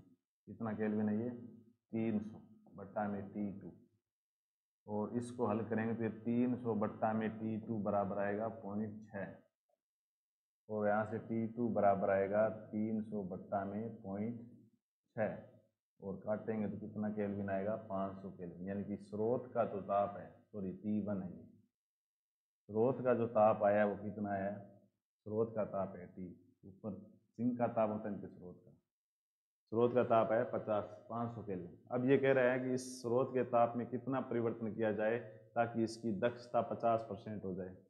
तो देखिए दक्षता बढ़ाने के लिए स्रोत के ताप को बढ़ाना जरूरी होगा। तो दक्षता 50% की नई दक्षता हो गई 0.5 बराबर 1 - T2 का मान तो वही 300 केल्विन, और जो इसका मान है वो पहले 500 था, अब कुछ बढ़ा देना है x। तो यानी कि अब की बार होगा 300 बट्टा में 500 प्लस x बराबर 0.5 ही बचेगा, एक इधर आके ऐसे हो जाएगा। तो यहाँ से x की वैल्यू निकालेंगे तो कितना केल्विन आएगा 100 केल्विन, यानी कि x का मान कितना केल्विन बढ़ाना होगा 100 केल्विन। एल भुजा के घन के मध्य बिंदु पर एक बिंदु आवेश प्लस क्यू रखा जाता है। घन से निर्गत विद्युत फ्लक्स होगा। तो घन से निर्गत विद्युत फ्लक्स समीशन क्यू अपॉन में एप्सिलॉन नॉट गाउस के नियम से करेंगे। तो कुल आवेश कितना है क्यू है, तो फ्लक्स का मान आएगा क्यू अपॉन में एप्सिलॉन नॉट। इस बात से कोई फर्क नहीं पड़ता कि घन के अंदर वो आवेश कहाँ रखा हुआ है। अगला प्रश्न है निकोल प्रिज्म का उपयोग समतल ध्रुवित प्रकाश का उत्पादन का विश्लेषण करने के किया जाता है। बिल्कुल कैल्साइट प्रिज्म है, निकोल प्रिज्म है, पोलेराइड है, सब अध्रुवित प्रकाश को ध्रुवित प्रकाश में बदलते हैं, यानी कि ध्रुवण की घटना इनसे होती है, और ध्रुवित हुआ है कि नहीं हुआ है वो भी चेक कर सकते हैं। तो पहली चीज सही है, निकोल प्रिज्म अध्रुवित प्रकाश की तीव्रता को शून्य कर देता है। नहीं, निकोल प्रिज्म केवल अध्रुवित प्रकाश को ध्रुवित प्रकाश में बदलते हैं। मतलब इधर से अध्रुवित प्रकाश आ रहा है, बीच में निकोल प्रिज्म लगा हुआ है, तो ये उस प्रकाश को दो रे में बांट देता है, ओ रे और ई रे में। ई रे जब बाहर की ओर निकलेगी तो उसमें ध्रुवित प्रकाश होगा। ये कह रहा है कि अध्रुवित प्रकाश की तीव्रता 0 कर देना। नहीं, अध्रुवित प्रकाश को दो खंड में विभाजित करता है, एक खंड बाहर निकलता है। तो अब एक खंड बाहर निकलेगा तो कुछ ना कुछ तीव्रता उसकी होगी। तो मतलब ये कह रहा है तीव्रता 0 कर देता है, तीव्रता 0 नहीं होती है। तो ए सही है और आर क्या है, गलत है। तो ए सत्य है लेकिन आर असत्य है। इसका ऑप्शन नंबर 2 हो जाएगा। इसके बाद है 6 ग्राम तथा 2 ग्राम के दो द्रव्यमानों की स्थिति सदिश क्रमशः 6I - 7J और 2I + 10J - 8K कैप है। इस तंत्र के द्रव्यमान के अंदर की स्थिति सदिश ज्ञात कीजिए। तो स्थिति सदिश कैसे ज्ञात करेंगे, तो द्रव्यमान के अंदर की स्थिति सदिश ज्ञात करने के लिए M1 R1 vector plus M2 R2 vector plus M1 plus M2 करेंगे। तो M1 का मान कितना है 6 ग्राम, और R1 का मान कितना है 6I - 7J, और प्लस M2 का मान कितना है, M2 का मान है 2, और इसका मान है R2 का मान 2I + 10J - 8K बट्टा में M1 + M2 यानी कि 2 + 6 कितना हो जाएगा 8 ग्राम हो जाएगा। ठीक है, अब इसको सोल्व करेंगे तो ये अंदर जाके कितना होगा 36I cap minus 42 J cap होगा ये, और ये कितना होगा 4I cap plus 20 J cap minus 16 K cap. बट्टा में 8। अब जब हम इसको हल करेंगे तो 36 में 36 और ये कितना हो जाएगा 40 आई कैप बट्टा में भी 8 और माइनस का निशान यहाँ पे 42 माइनस का 42 और प्लस का 20 जे कैप है। 42 जे कैप में से 20 जे कैप जाएगा तो माइनस का 22 जे कैप, लेकिन भाग तीनों में लगा दिया। नीचे वाला 8 है वो इसके बट्टा में लगा दिया, आई कैप के की और जे कैप की और के कैप, थोड़ा जल्दी करने के लिए। और के कैप का मान कितना है -16 के कैप बट्टा में 8। तो 8 के पहाड़े से काटेंगे इसको तो 5 आई कैप माइनस 2.75 जे कैप और माइनस का 2 के कैप। इसका ऑप्शन नंबर सी सही हो जाएगा। तो ये भौतिक विज्ञान के प्रश्नों का वीडियो सॉल्यूशन था। तो हमारी टेस्ट सीरीज जो 19 तारीख से शुरू हो रही है, तो आप जल्दी से जल्दी उसमें पार्टिसिपेट करें। धन्यवाद।